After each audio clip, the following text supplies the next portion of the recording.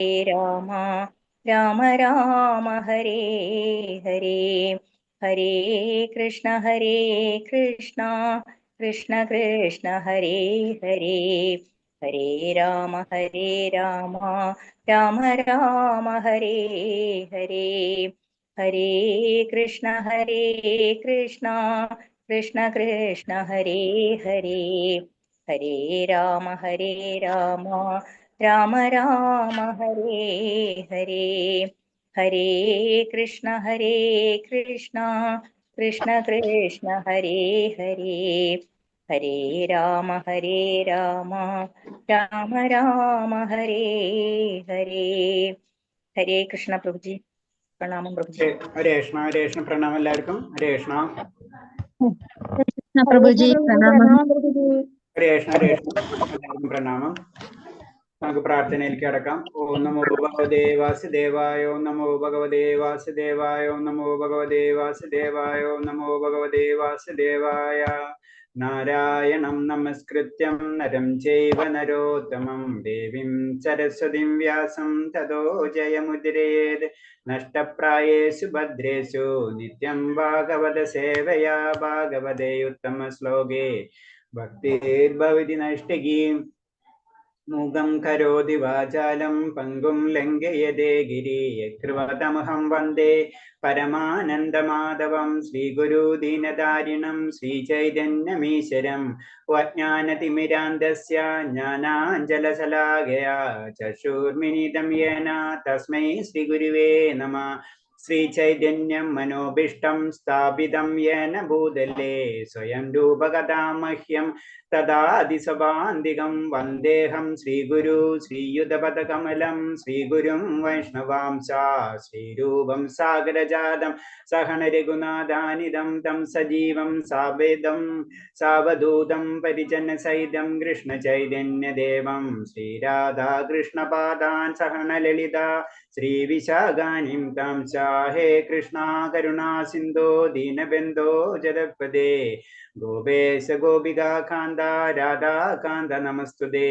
തപ്തകാഞ്ചന ഗൗരാംഗീ രാധേ വൃന്ദാവനേശ്വരി വൃഷഭാനുസുതേ ദേവി പ്രണമാമി ഹരിപ്രിയേ. വാഞ്ചാകൽപതരൂപേച്ഛ കൃപാസിന്ധിഭ്യേവ ച പതിനാം പാവനേഭ്യോ വൈഷ്ണവേഭ്യോ നമോ നമഃ. നമോ വിഷ്ണുപാദായ കൃഷ്ണപ്രേഷ്ഠായ ഭൂതലേ ശ്രീമദേ ഭക്തിവേദാന്ത സ്വാമിന്നിധി നാമിനേ. നമസ്തേ സാരസ്വദേവേ ഗൗരവാണി പ്രചാരിണേ നിർവിശേഷ ശൂന്യവാദി പാശ്ചാത്യദേശധാരിണേ. ജയ ശ്രീകൃഷ്ണ ചൈതന്യ പ്രഭു നിത്യാനന്ദ ശ്രീ അദ്വൈത ഗദാധര ശ്രീവാസാദി ഗൗരഭക്തവൃന്ദ.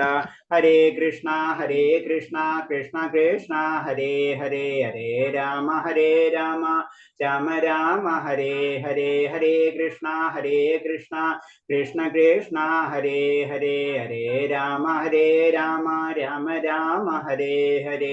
ഹരേ കൃഷ്ണ കൃഷ്ണ കൃഷ്ണ ഹരേ ഹരേ. ഹരേ രാമ രാമ ഹരേ ഹരേ. ഹരേ കൃഷ്ണ പ്രഭാതിക്ക് ജയ ഗുരുദേവ് की जय. आनंद गौरी वैष्णव भक्तर की जय. ഹരേ കൃഷ്ണ എല്ലാവർക്കും പ്രണാമം.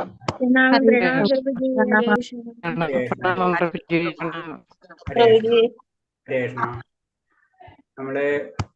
നമുക്ക് നാളെ ദാമോദര മാസം, മറ്റന്നാൾ ദാമോദരം മാസം തുടങ്ങല്ലേ.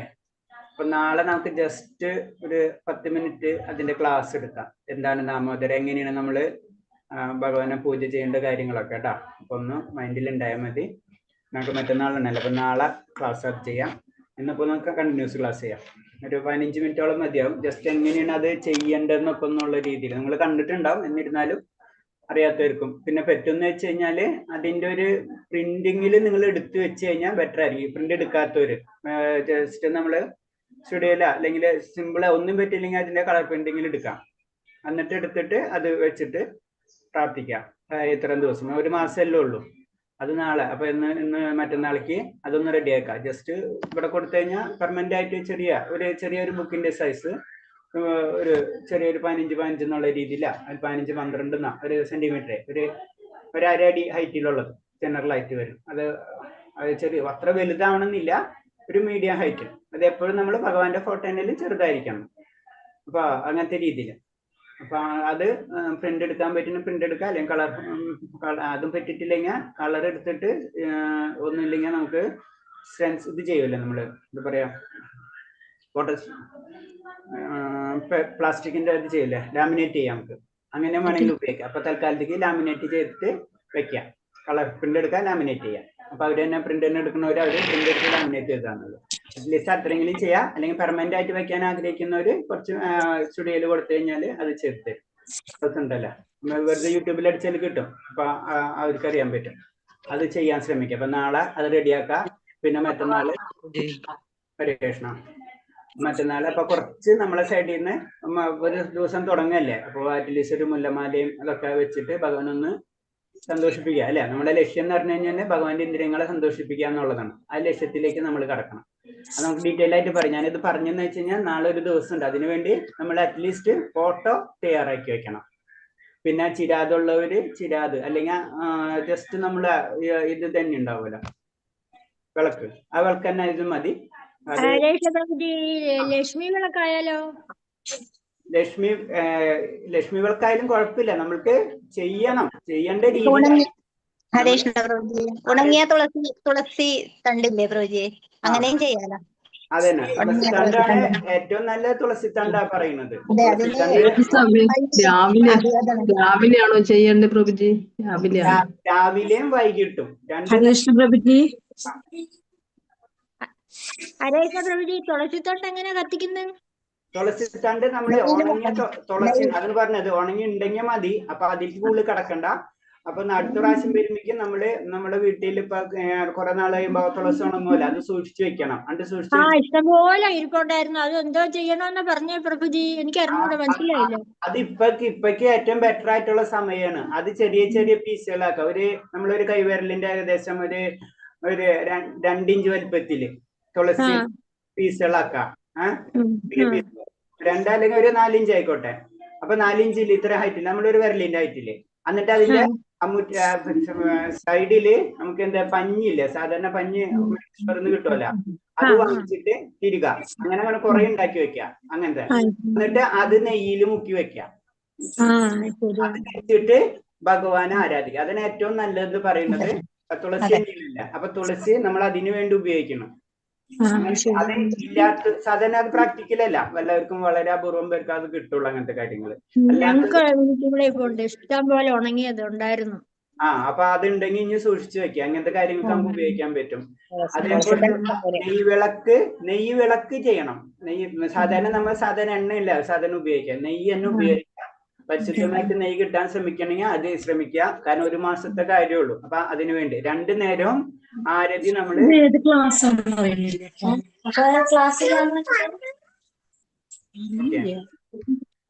അപ്പൊ അത് നമ്മള് ചെയ്യാം. അപ്പൊ 1 മാസം ഉണ്ട്, കാലത്തും വൈകിട്ടും ചെയ്യാം.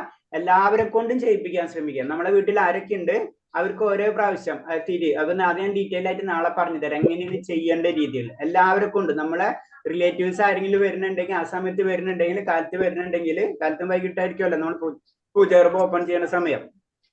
ആ സമയത്ത് ആരെങ്കിലും വരുന്നുണ്ടെങ്കിൽ അവരെ കൊണ്ട് നമ്മൾ ചെയ്യിപ്പിക്കുക. അത് കഴിഞ്ഞിട്ട് നിങ്ങൾ ഒരു ഹോംവർക്കും കൂടെ ചെയ്യണം. അത് കഴിഞ്ഞിട്ട് നമ്മൾ 1 മാസം ചെയ്യുമ്പോൾ നമ്മൾ എത്ര ദിവസം ചെയ്തെന്ന്, ഏകദേശം എത്ര പേര് ചെയ്ത്. ഇപ്പൊ നമ്മളെ വീട്ടിൽ 5 പേരുണ്ടെന്ന് വെക്കുക. 5 × 30 അപ്പൊ എത്രയും 150. 150 × 2 അപ്പൊ എത്രയും 300 നെയ്വിളക്ക് നമ്മളെ കൊണ്ട് ഭഗവാൻ അർപ്പിച്ചു. നമ്മൾ ഒക്കെ നമ്മളെ ത്രൂ ആണല്ലോ നടക്കുന്നത്. അപ്പൊ 300 വിളക്ക്, അതായത് കാലത്തും വൈകിട്ടും 5 പേരുണ്ടെന്ന് വെക്കാം. 4 പേര്, അപ്പൊ ചില ദിവസം 6 പേരാവും, ചില ദിവസം 2 പേരുണ്ടാവും, ചില ദിവസം ഉണ്ടാവില്ല, അങ്ങനെ എന്തെങ്കിലും ആയിക്കോട്ടെ. അപ്പൊ ഏകദേശം ഒരു കണക്ക് കിട്ടും. അപ്പൊ നമ്മളെ ഗ്രൂപ്പിൽ നമുക്ക് പറയാം, നമ്മുടെ ഗ്രൂപ്പിൽ നമ്മൾ ഇത്രയും നെയ്വിളക്ക് നമ്മളെ കൊണ്ട് ഭഗവാന് സമർപ്പിച്ചു. അത് ലാസ്റ്റ് ഏകദേശം ഒന്ന് പറഞ്ഞു നമ്മളിപ്പോ മാർക്ക് ചെയ്തണ പോലെ ഓരോരുത്തരും അത് ചെറിയൊരു മനസ്സിൽ കോമ്പറ്റീഷൻ പോലെ എടുക്കാം. നമ്മളെ റിലേറ്റീവ്സ് ആരെങ്കിലും ഉണ്ടെങ്കിൽ അവരെ കൊണ്ട് നമുക്ക് പറഞ്ഞ് ചെയ്യിപ്പിക്കാവുന്നുള്ളൂ.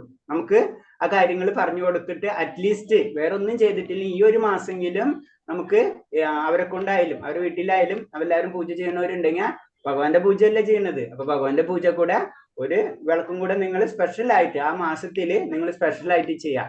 അപ്പൊ അതിന് എന്താ ചെയ്യേണ്ടതെന്ന് വെച്ച് കഴിഞ്ഞാൽ ഇതേപോലെ തന്നെ ഇത് അവർക്ക് അയച്ചു കൊടുക്കുക.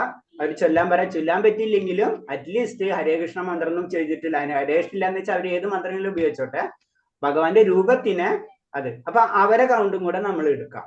അപ്പൊ അവർ ചെയ്യുന്നുണ്ടെന്ന് വെച്ച് കഴിഞ്ഞാൽ, അപ്പൊ നമ്മളെ ത്രൂ ആരെങ്കിലും ചെയ്യുന്നുണ്ടെങ്കിൽ അപ്പൊ അവരെ വീട്ടിൽ 2 പേര് ചെയ്യുന്നുണ്ടാവും, അല്ലെങ്കിൽ 3 പേര് ചെയ്യുന്നുണ്ടാവും. അപ്പൊ ഒരു ദിവസം ഏകദേശം, അല്ലാണ്ട് വളരെ ഡീറ്റെയിൽ ആയിട്ടൊന്നും പോണ്ട, നമുക്കൊരു ഐഡിയ കിട്ടും. അപ്പൊ നമ്മളെ കൊണ്ട് ആർക്ക്, ഇതാണ് നമ്മൾ ഇന്നലെ ഞാൻ പറഞ്ഞത്, നമ്മൾ മറ്റുള്ളവർക്ക് അത് പറഞ്ഞു കൊടുക്കണം.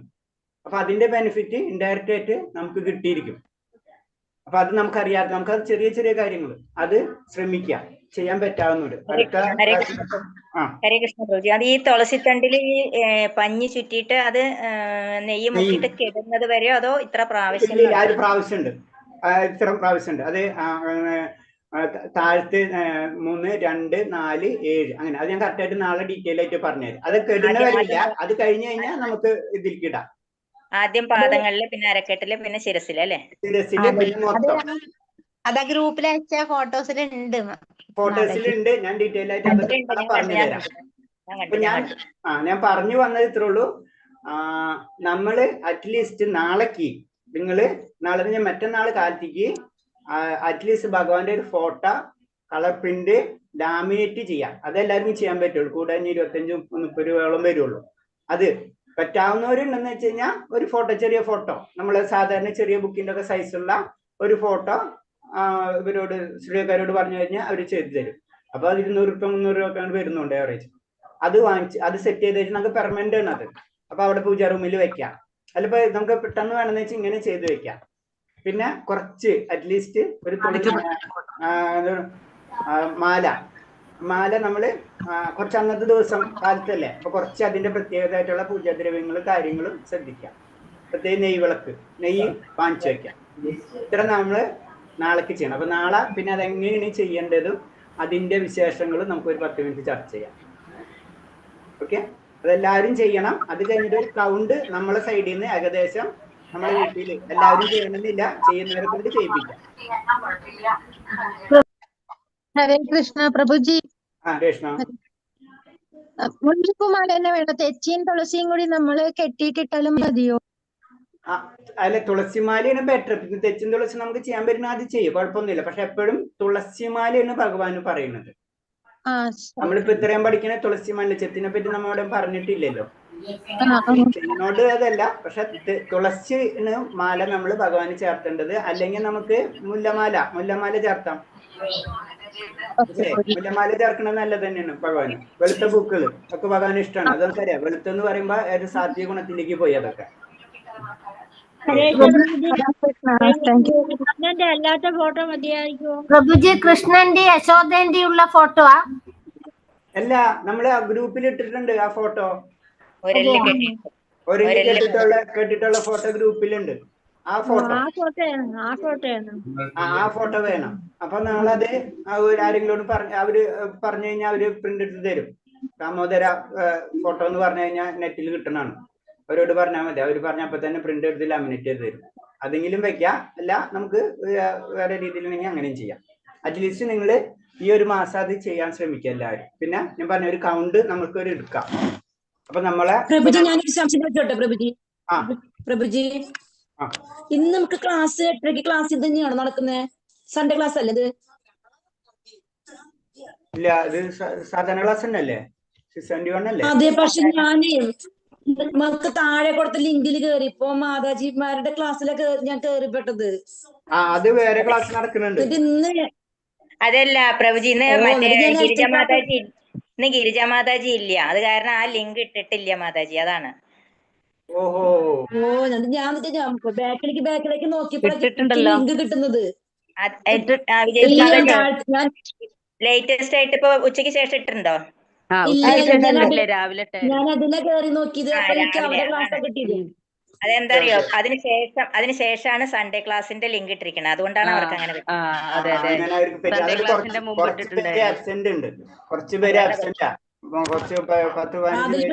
ഞാൻ അവിടെ നോക്കിയപ്പോ നമ്മുടെ മുഖങ്ങളൊന്നും കാണുന്നില്ല. ആരുടെ ഒരു മാതാജിമാരും പ്രഭുമാരൊന്നും കാണുന്നില്ല.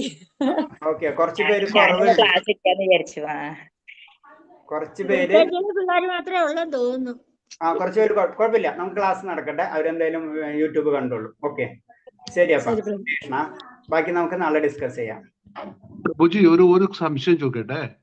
നമ്മുടെ ഗുരുവായൂർ അമ്പലത്തിൽ നിന്ന് തന്നിട്ടുള്ള ശ്രീകൃഷ്ണന്റെ, അതായത് പറഞ്ഞാൽ വിഷ്ണുവിന്റെ ഫോട്ടോ ഉണ്ട്, അത് പറ്റില്ല അല്ലെ? ഇല്ല, നമ്മള് ഓരോന്നിനും ഒരു പ്രത്യേകത ഉണ്ടല്ലോ. ഈ മാസത്തില് ദാമോദര ഭഗവാനെ പൂജിക്കണം എന്നാണ് പറയുന്നത്. നമ്മളിപ്പോ ഓരോ സമയത്ത് നമുക്ക് എല്ലാ ഭഗവാൻ പക്ഷെ നമ്മൾ ഓരോ സമയത്ത് നമുക്ക് അറിയാമല്ലോ കാര്യങ്ങളൊക്കെ. ഇപ്പൊ രാമനവമിക്ക് അന്ന് രാമനല്ലേ പൂജിക്കുക നമ്മൾ. അന്ന് പറഞ്ഞ പോലെ തന്നെ ഈ സമയത്ത് നമ്മൾ ഇത് ചെയ്യണം. അപ്പൊ ഇത് നമ്മൾ വാങ്ങിച്ചിട്ട് നമ്മൾ ചെയ്യാം ഒരു മാസം. ഓക്കെ, ഇത് ഈ ഫോട്ടോ ഗ്രൂപ്പിൽ ഇട്ടിട്ടുണ്ട് അല്ലേ? ആ, ഗ്രൂപ്പിലിട്ടുണ്ട്.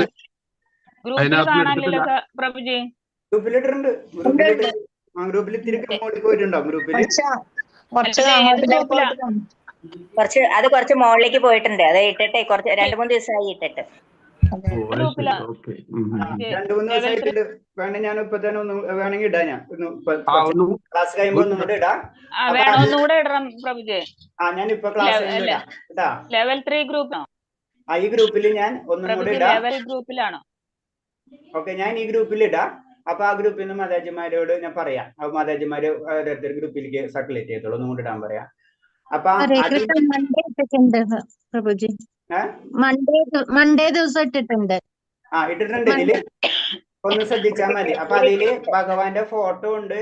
ആ അഷ്ടകം, ദാമോദര അഷ്ടകം നമ്മള് ചൊല്ലേണ്ടത്. ആ സമയത്ത് ഹരേകൃഷ്ണ മന്ത്രം ചൊല്ലുകൊണ്ട് കുഴപ്പമില്ല, പക്ഷെ അതും കൂടെ ചെയ്ത് കഴിഞ്ഞാൽ ബെറ്റർ ആണ്. ഭഗവാനെ ആരാധിക്കുന്ന ശ്ലോകം അതിലുണ്ട്, അതും കൂടെ നമ്മൾ ചൊല്ലാം. ഈ നാമം ഇത് ചെയ്യുമ്പോൾ, അത് ഭഗവാനെ വിളക്ക് കാണിക്കുമ്പോൾ നമ്മള് ഇതും കൂടെ ചെയ്യാം. അതെ, അതിന് 3 കാര്യം അതിൽ ഇട്ടിട്ടുണ്ട്. നമുക്ക് നാളെ അതിനെപ്പറ്റി കുറച്ചൊരു 10 മിനിറ്റ് ഡിസ്കസ് ചെയ്യാം. എന്താണ് അഷ്ടകത്തിന്റെ ഇമ്പോർട്ടൻസ് എന്താണ്, അതേപോലെ തന്നെ പൂജ എങ്ങനെയാണ് ചെയ്യേണ്ടത്. അപ്പൊ അതിനു വേണ്ടി നാളെ നമ്മള് നാളെ കൊണ്ട് ഒരു കാര്യം ചെയ്യാം. അറ്റ്ലീസ്റ്റ് പ്രിന്റ് എടുത്തിട്ട് ലാമിനേറ്റ് ചെയ്ത് വെക്കാം. രണ്ടാമതൊന്ന് ഇട്ടോളൂ. അപ്പൊ പിന്നെ പറഞ്ഞാൽ ഈസി ആവും. നമ്മുടെ തിങ്കളാഴ്ച വരെ അങ്ങോട്ട് പോയിട്ട് തപ്പി പിടിക്കണ്ട. ചിലപ്പോ എന്തെങ്കിലും ഡിലീറ്റ് ആയിട്ട്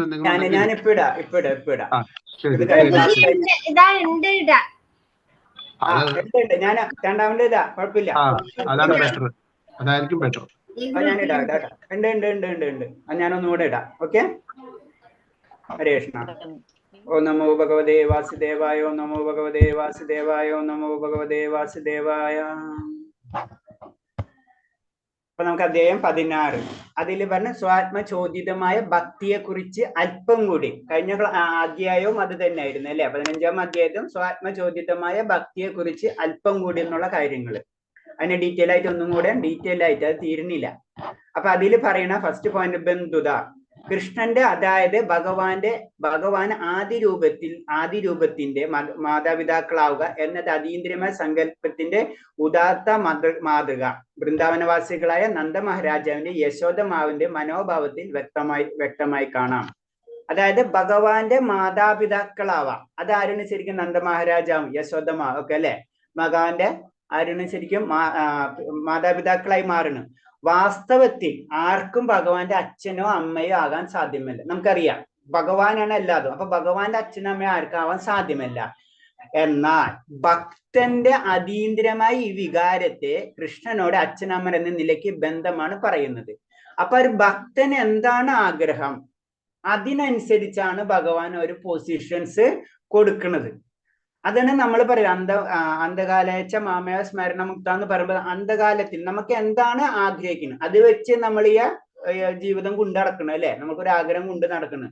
അവസാന കാലഘട്ടത്തിൽ എന്താണ് ആഗ്രഹം, അതിനനുസരിച്ചുള്ള ജന്മമായിരിക്കും അടുത്ത ജന്മത്തില് നമുക്ക് ലഭിക്കുക. വേറെ രീതി പറഞ്ഞു കഴിഞ്ഞാൽ വളരെ സിമ്പിൾ ആയിട്ട് നമുക്കൊന്നും ചെയ്യാൻ വേണ്ട, കൈ കിട്ടിയ പൈസ വേണമെന്ന് നമ്മൾ ചിന്തിച്ചുകൊണ്ടിരുന്നു. നമ്മൾ എല്ലാവർക്കും വർക്ക് ചെയ്യണവരാണ് അല്ലെ? വർക്ക് ചെയ്യുമ്പോൾ നമുക്ക് വർക്ക് ചെയ്യാൻ ഇഷ്ടമില്ല. അപ്പൊ നമ്മൾ വിചാരിക്കണം കൈ കാട്ടിക്കഴിഞ്ഞ് കാശ് കിട്ടുന്നുള്ള ചിന്താഗതിയോടാണ് നമ്മൾ മരിക്കണം എന്ന് വെച്ചാൽ ഭഗവാൻ ചിലപ്പോൾ അടുത്ത ജന്മത്തിൽ എന്തായിരിക്കും തരാ?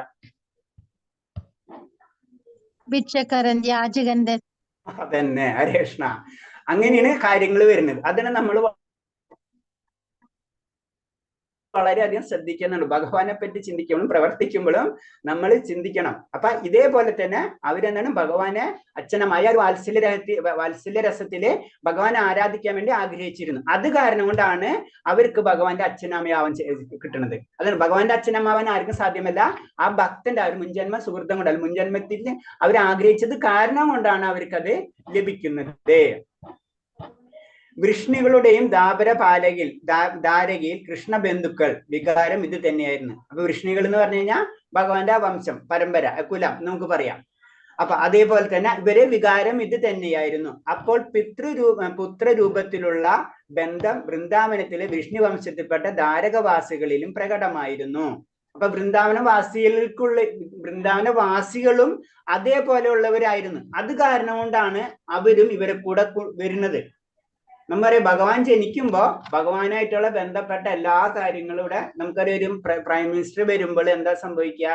ഒരു സ്ഥലത്ത് വരുമ്പോ അവിടെ എല്ലാ കാര്യങ്ങളും സെറ്റായിരിക്കും. അതേപോലെ തന്നെ ഭഗവാൻ വരുമ്പോ ഭഗവാന്റെ വിശ്വാസികളും ഭഗവാന്റെ ഭക്തന്മാരും എന്താണ് ആഗ്രഹിച്ചത് അതിനനുസരിച്ച് അവർ റെഡി ആയിരിക്കും. അപ്പൊ ധാരകയിലുള്ള അത് നമ്മൾ എപ്പോഴും പറയണത്, ഭക്തന്മാര് ആത്മാക്കള് ഒരേ രീതിയിലായിരിക്കും സഞ്ചരിക്കുക. അത് നമ്മൾ വളരെ ഞാൻ ഇന്നാൾ ഒരു പ്രാവശ്യം പറഞ്ഞിട്ടുണ്ട് അതിന്റെ കഥ. ഇപ്പൊ നമ്മളെ ഏറ്റവും അടുത്ത് എക്സാമ്പിള് ഒരു വിമാനത്തിന്റെ പ്ലെയിൻ ക്രാഷ് ഉണ്ടായി അഹമ്മദാബാദിൽ. നമ്മൾ ചിന്തിച്ചാലറിയാം, അവരെല്ലാവരും കൂടെയും പല സ്ഥലത്തുള്ള വ്യക്തികളാണ്. പക്ഷെ ഒരു സ്ഥലത്ത് ചെന്നിട്ടാണ് അവർ മരണം സംഭവിക്കുന്നത് അല്ലെ. അതെന്താ അതിന്റെ കാരണം? അതെന്ന് പറഞ്ഞത് അതേപോലെ തന്നെയാണ് ഭക്തന്മാരെ കാര്യം പറഞ്ഞതും. ഭക്തന്മാർ എപ്പോഴും ഒരേ രീതിയിലാണ് സഞ്ചരിക്കുക. അത് തന്നെയാണ് ഇവിടെ വരുന്നത്. ഭഗവാൻ ഇറങ്ങുന്ന സമയത്ത് ഭഗവാനായിട്ടുള്ള ബന്ധപ്പെട്ട എല്ലാ ആത്മാക്കളും അവരുമായിട്ട് ഭക്തന്മാരും അവിടെ വന്നിരിക്കും. അതാണ് വൃന്ദാവനത്തിലും അല്ലെങ്കിൽ ധാരകയിലും സംഭവിക്കുന്നത്. അപ്പൊ ധാരകവാസികൾക്കും അങ്ങനത്തുള്ള ആഗ്രഹങ്ങൾ ഉണ്ടായിരുന്നു മുൻജന്മങ്ങളില്. അത് കാരണം കൊണ്ടാണ്, അല്ലെങ്കിൽ മുൻജന്മത്തിലെ സുഹൃത്തം കൊണ്ടാണ് അവരെല്ലാവരും ഒന്നിച്ച് അവിടെ വന്നിട്ടുള്ളത് ഭഗവാനെ സേവിക്കാൻ വേണ്ടി. വിഷ്ണുകുലത്തിലും വൃന്ദാവനവാസികളിലും കാണുന്ന ആത്മപ്രചോദിതമായ കൃഷ്ണപ്രേമം അവരിൽ നിത്യമായിട്ടുള്ളതാണ്. അപ്പൊ എന്താണ്? അവര് പല ജന്മം കൊണ്ട് ആർജിച്ച കാര്യമാണത്. അതാണ് അവർക്കിൽ ഉള്ളിന്റെ ഉള്ളിൽ ആ സാധനം ആയ ഭക്തി എപ്പോഴും നിലനിൽക്കുന്നുണ്ട്. അത് പ്രത്യേകിച്ച് പിന്നെ പറയേണ്ട കാര്യമില്ല. അത് മുന്നേ തന്നെ കിട്ടിക്കഴിഞ്ഞാണ് അവർക്ക്. നിയമകമായ തത്വങ്ങൾ അനുസരിച്ച് ഭക്തി സേവനത്തിൽ ഇത്തരം സ്നേഹത്തിന്റെ ചർച്ചകൾക്ക് പ്രസക്തിയില്ല. കാരണം ഇത്തരം സ്നേഹം പിൻകാലത്തെ സ്വയം വികസിച്ച് വരേണ്ട ഒന്നാണ്. അപ്പൊ എന്താണ്? ഇവിടെ എത്തുമ്പോൾ നമുക്കറിയാം, ഗോപികന്മാരായാലും ഗോപന്മാരായാലും വൃന്ദാവനവാസികളാണ്. അവരെല്ലാവരും ഭഗവാനെ ഒരു ആരാധിക്കുന്ന പുരുഷൻ എന്നുള്ള രീതിയിലല്ല കാണുന്നത്. അവരെ കളിക്കൂട്ടുകാരനായിട്ടും അവരെ അതുപോലെ തന്നെ പുത്രനായിട്ടും അവരെ ബന്ധുവായിട്ടും ആ സ്നേഹം മാത്രം അവർക്ക് വരുന്നുള്ളൂ. അതാണ് അവിടെ ഭഗവാൻ ആരാധിക്കേണ്ട രീതികളൊന്നും അവർക്ക് അറിയില്ല. അത് അവർ ചെയ്യുന്നില്ല. അത് എന്താണ്? കാരണം അതൊക്കെ അവർ ചെയ്ത് കഴിഞ്ഞിട്ടുള്ളതാണ്. അതാണ് അതിന്റെ പ്രത്യേകത. ഭഗവാന്റെ ഹരേ കൃഷ്ണ പ്രഭുജി, ഇത് 15 ഹരേ കൃഷ്ണ 15 ഇത് 16. ഇന്നലെ 15 കഴിഞ്ഞില്ലേ? 16 ആണോ? അതാണ് എനിക്ക് ഹരേ കൃഷ്ണ. ഭഗവാന്റെ നിത്യഭക്തരായ വൃഷ്ണികളുടെയും വൃന്ദാവനവാസികളുടെയും കാലടികളെ പിന്തുടരാൻ ആഗ്രഹിക്കുന്നവരെ രാഗാനുഗ ഭക്തന്മാർ എന്ന് പറയുന്നു. അപ്പൊ ഒന്ന് പറഞ്ഞ എന്താണ്? ഭഗവാന്റെ ഭക്തര് അതുപോലെ തന്നെ വൃന്ദാവനവാസികള് ഇവരെ കാലടിപ്പാടുകളെ പിന്തുടരുന്നവൻ ആഗ്രഹിക്കുന്നവരാണ് രാഗാനുഗ ഭക്തന്മാർ. ഇത് പലപ്പോഴും നമ്മൾ പറഞ്ഞിട്ടുണ്ട്. രാഗാനുഗ ഭക്തന്മാർ എന്ന് പറയുന്നു. എന്ന് വെച്ചാൽ ഇത്തരം ഭക്തന്മാർ പൂർണ്ണത നേടാൻ ശ്രമിക്കുന്നു. കാരണം എന്ന് വെച്ച് കഴിഞ്ഞാൽ ഭക്തനിൽ ആ പൂർണ്ണത എന്ന് പറഞ്ഞത് എന്താണ്? ഭക്തന്മാരാണ് അല്ലെ. അവരാണ് പൂർണ്ണതയിലേക്ക് കടന്നിട്ടുള്ളത്. അപ്പൊ നമ്മൾ അത് ആഗ്രഹിക്കുന്നുണ്ടെങ്കിൽ നമ്മളും പൂർണ്ണത നേടാൻ നമ്മൾ ആഗ്രഹിക്കുകയാണ്. രാഗാനുഗ ഭക്തന്മാർ ഭക്തിയുത സേവനത്തിന്റെ നിയമക തത്വങ്ങൾ കർശനമായി പരിപാലിക്കുന്നില്ല.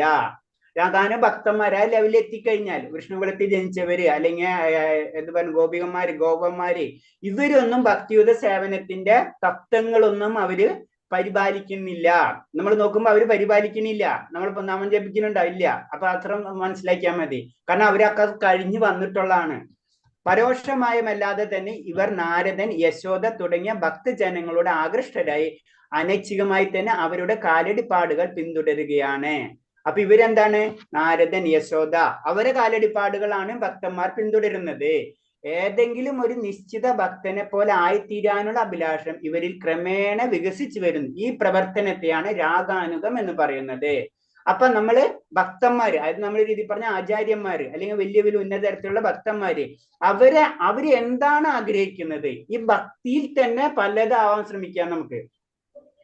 അവർക്ക് വേണമെങ്കിൽ മീരാബായി നമുക്കറിയാം, അതേപോലെ തന്നെ ഏത് തുളസിദാസ് ഇതൊക്കെ എടുത്തു കഴിഞ്ഞാലും അവർക്ക് ഒരു ഭാവമുണ്ട്, ആ ഭാവത്തിലേക്കാണ് അവർ കടക്കുന്നത്. ഇവിടെ എന്താണ് പറഞ്ഞത്, ഏത് പറഞ്ഞത്, നാരദനെ പോലെയോ ഭഗവാന്റെ നാമം ഏത് സമയത്തും അതിൽ ആനന്ദം കണ്ടെത്തണം, അതല്ല നാരദൻ. യശോദ ആ വാത്സല്യ രസമാണ്. അപ്പൊ അതിലൊക്കെ അങ്ങനെ പല കാര്യങ്ങളുണ്ട്. അതിലേതെങ്കിലും ഒരു വ്യക്തിയുടെ കാലടിപ്പാടുകളായിരിക്കും ഒരു ഭക്തൻ പിന്തുടരും. അവന്റെ ചോയ്സാണ്.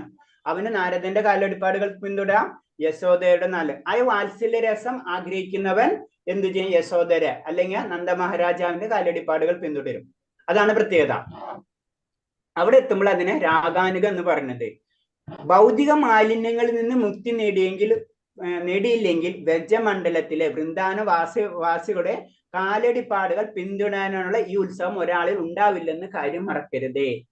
ഇതൊക്കെ എത്തണമെങ്കിൽ ഇപ്പൊ നമ്മൾക്ക് പെട്ടെന്ന് നേരിട്ട് എന്നാ കുഴപ്പമില്ല, എനിക്ക് യശോദമാരെ പോലെ ആയിത്തീരണം എന്ന് ചിന്തിച്ചു കഴിഞ്ഞാൽ നമ്മൾ ആവില്ല. ചുരുക്കി പറഞ്ഞു കഴിഞ്ഞാൽ നമ്മൾ അതിനെന്താണ്, ഈ ആദ്യം മുക്തിപദം, അതായത് ഈ ഭൗതിക മാലിന്യങ്ങളിൽ നിന്ന് നമ്മൾ ആദ്യം കടക്കണം. ഈ കടന്നു കഴിഞ്ഞാൽ മാത്രമേ നമുക്ക് അടുത്ത ലെവലിലേക്ക്, അത് കഴിഞ്ഞാൽ മാത്രമേ പിന്നെ നമുക്ക് കടക്കാൻ പറ്റുള്ളൂ. എവിടേക്ക്? ഭക്തിയിലേക്ക് കടക്കാൻ പറ്റുള്ളൂ. ഈ ഭൗതികതയിൽ നിന്ന് കടക്കണം. അതാണ് പറയുന്നത് ഈ ഉത്സവം ഉണ്ടാവില്ല എന്ന കാര്യം മറക്കരുത്. ഭൗതികതയിൽ നിന്ന്, ഈ മാലിന്യത്തിൽ നിന്ന് കടന്നാൽ മാത്രമേ നമുക്ക് പരിപൂർണത ലഭിക്കുള്ളൂ. ഇതൊക്കെ നമ്മൾ ഇവിടെ നിന്നാണ് പ്രാക്ടീസ് ചെയ്തുകൊണ്ടിരിക്കുകയാണ്, ഇവിടെ ചെയ്യുന്ന കാര്യങ്ങളെല്ലാതും. ഭക്തി സേവനത്തിന് നിയമക തത്വങ്ങൾ പാലിക്കുന്ന അനർത്ഥ നിവൃത്തി എന്നൊരു ഘട്ടമുണ്ട്. നമ്മളത് 9 എണ്ണം പറഞ്ഞു അല്ലെ. 9 തലങ്ങളുണ്ട് ഭക്തിയിലേക്ക് കടക്കുമ്പോ. ശ്രദ്ധ, സാധുസംഗ, ഭജനക്രിയ, അനർത്ഥ നിവർത്തി, നിഷ്ഠ, രുചി, ആസക്തി, ഭാവ, പ്രേമ. 9 എണ്ണം ഉണ്ട്. അതായത് ഭക്തിയുടെ ഒരു ലെവൽ എന്ന് പറഞ്ഞത്. അതില് അനർത്ഥ നിവർത്തിന് എത്തിക്കഴിഞ്ഞാലോ അടുത്ത പാർട്ടിയിലേക്ക് നമ്മൾ കടക്കാൻ പറ്റും. ഈ അനർത്ഥ നിവർത്തി വരെയാണ് നമ്മളെ ലെവല്. നമ്മൾ ആദ്യം ശ്രദ്ധ, സാധുസംഗ, ഭജനക്രിയ, ഇത് 3 നമ്മൾ ചെയ്യേണ്ടതാണ്. ശ്രദ്ധ, വിശ്വാസം നമുക്ക് വേണം ഭഗവാനിൽ അല്ലെ. അതിനൊരു അടിയുറച്ച വിശ്വാസം നമ്മൾക്ക് ഭഗവാനിൽ ഉണ്ടായാലേ നമുക്ക് കടക്കാൻ പറ്റുള്ളൂ. 2 സാധുസംഗ അല്ലെ, ഭഗവാന്റെ അസോസിയേഷൻ, ഭക്തന്മാരുടെ അസോസിയേഷൻ നമുക്ക് വേണം. അതുപോലെ തന്നെ ഭജനക്രിയ, നമ്മൾ നാമജപം കാര്യങ്ങൾ ചെയ്യണം.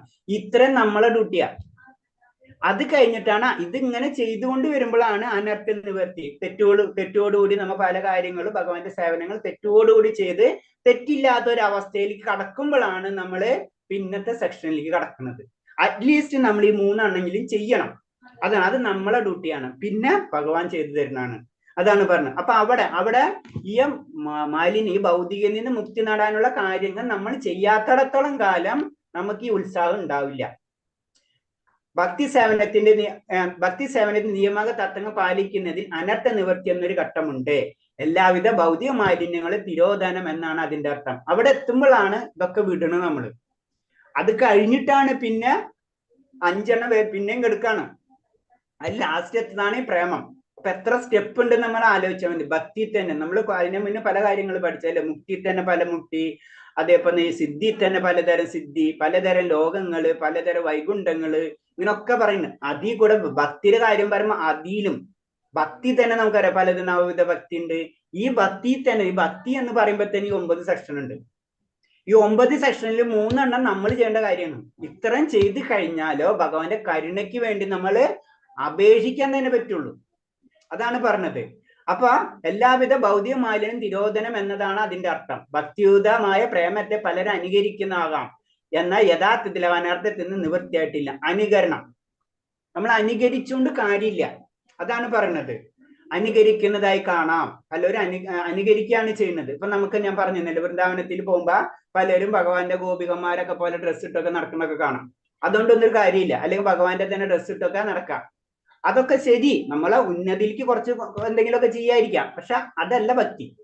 അതെന്ന് പറഞ്ഞത് അത് അനർത്ഥത്തിൽ നിന്ന് നിവൃത്തിയിലേക്ക് ആയിരിക്കണം.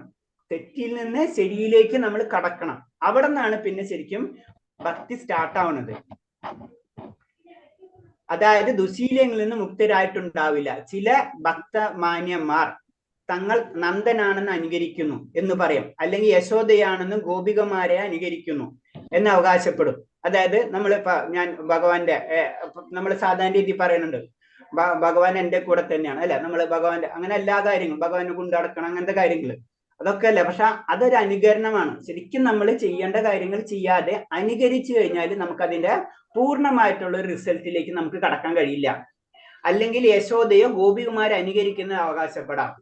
അതേ സമയം തന്നെ അവരുടെ നിന്ദ്യമായ ഭൗതികാർപ്പണങ്ങൾ പ്രകടവുമാണ്. ഇത്തരം പ്രകടനങ്ങൾ തികച്ചും അനുകരണാത്മകമാണ്. അവയ്ക്ക് യാതൊരു മൂല്യവുമില്ല, അനുകരിച്ചിട്ട് കാര്യമില്ല. അതിന് പറഞ്ഞത് ഗോപികുമാരുടെ പ്രേമസങ്കല്പത്തിൽ സ്വയം ആകർഷണമാകുമ്പോൾ ഒരുവന്റെ സ്വഭാവം ഭൗതികമാരുടെ സ്പർശം പോലും ഉണ്ടാകുകയില്ല. ശരിക്കും ഭക്തിയിലേക്ക്, ആ പ്രേമഭക്തിയിലേക്ക് കടന്നു കഴിഞ്ഞാൽ ഭൗതികമാലിന്റെ സ്പർശനം പോലും ഉണ്ടാവില്ല. അതാണ് അതിന്റെ പ്രത്യേകത. അപ്പൊ അത് പെട്ടെന്ന് ഈസി ആയിട്ട് ഗോപികമാരെ ഡ്രസ് ഇട്ട് നടന്നിട്ട് കുറെ ചാന്ത് തേച്ച് നടന്നിട്ട് കാര്യമില്ല, ചുരുക്കി പറഞ്ഞു കഴിഞ്ഞാൽ. അതാണ് പറഞ്ഞത്. അത് എന്ത് പറഞ്ഞ അനുകരണം മാത്രമാണ്, അനുകരണമല്ല. ശരിക്കും നമ്മൾ അതായി മാറും. അതാണ് നമുക്ക് ആരെ കഥ ചെയ്യുന്നത്, മീരാബായിരല്ലേ കഥ പറഞ്ഞത്. അങ്ങനെ ആയിരിക്കണം. അങ്ങനെ വരുമ്പോൾ തുടക്കത്തിൽ മതഗ്രന്ഥങ്ങളുടെയും ആത്മീയ ആചാര്യ അനുശാസന അടിസ്ഥാനത്തിൽ എല്ലാവരും ഭക്തി സേവന നിയമക തത്വം കർശനമായി അനുസരിക്കണം. അതാണ് കാര്യം. നമ്മൾ അനുകരിച്ചിട്ട് കാര്യമില്ല. നമ്മൾ ചെയ്യേണ്ടത് എന്താണ്, നമുക്ക് കിട്ടിയിട്ടുള്ള മതഗ്രന്ഥങ്ങൾ അല്ലെ, ആ ഗ്രന്ഥങ്ങളും ആത്മീയ ആചാര്യം അത് പഠിപ്പിച്ചു തരാൻ കഴിവുള്ള വ്യക്തികളെയും അനുശാസനങ്ങളെ നിയമങ്ങളുണ്ട് അതിൽ, ആ നിയമങ്ങള് അത് കറക്റ്റായിട്ട് നമ്മളെ ഭക്തിയിലേക്ക് ഉയർത്തേണ്ട കാര്യങ്ങൾ നമ്മൾ ചെയ്യണം. അതിന് ശ്രദ്ധ, സാധുസംഘ, ഭജന ക്രിയ എന്ന് പറഞ്ഞ ബേസിക് ആയിട്ടുള്ള കാര്യമാണ്. ഇത് നമ്മൾ ചെയ്തിരിക്കണം. ഭൗതിക മാലിന്യങ്ങളിൽ നിന്നുള്ള വിമോചനങ്ങൾക്ക് ശേഷം മാത്രമേ ഒരുവൻ വൃന്ദാവനത്തിലെ ഭക്തിജനങ്ങളുടെ കാലടിപ്പാടുകൾ പിന്തുടരാൻ ആഗ്രഹിക്കാവൂ. അടുത്തത് കാരണം ഹരേഷ്ണ പ്രഭുജി ഇത് പുസ്തകത്തിനകത്തില്ലയോ? പുസ്തകത്തിൽ ഉണ്ടാവും. അതെ, പുസ്തകത്തിൽ നിന്നുള്ള കാര്യങ്ങൾ തന്നെയാണ് പറയുന്നത്.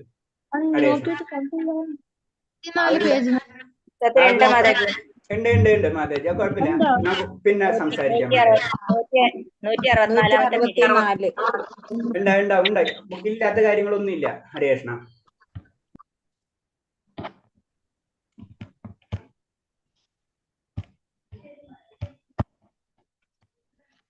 ഭൗതിക മാലിന്യത്തിൽ നിന്നുള്ള വിമോചനങ്ങൾക്ക് ശേഷം മാത്രം ഒരുവൻ വൃന്ദാവനത്തിലെ ഭക്തജനങ്ങളുടെ കാലടിപ്പാടുകൾ പിന്തുടരാൻ ആഗ്രഹിക്കാവൂ.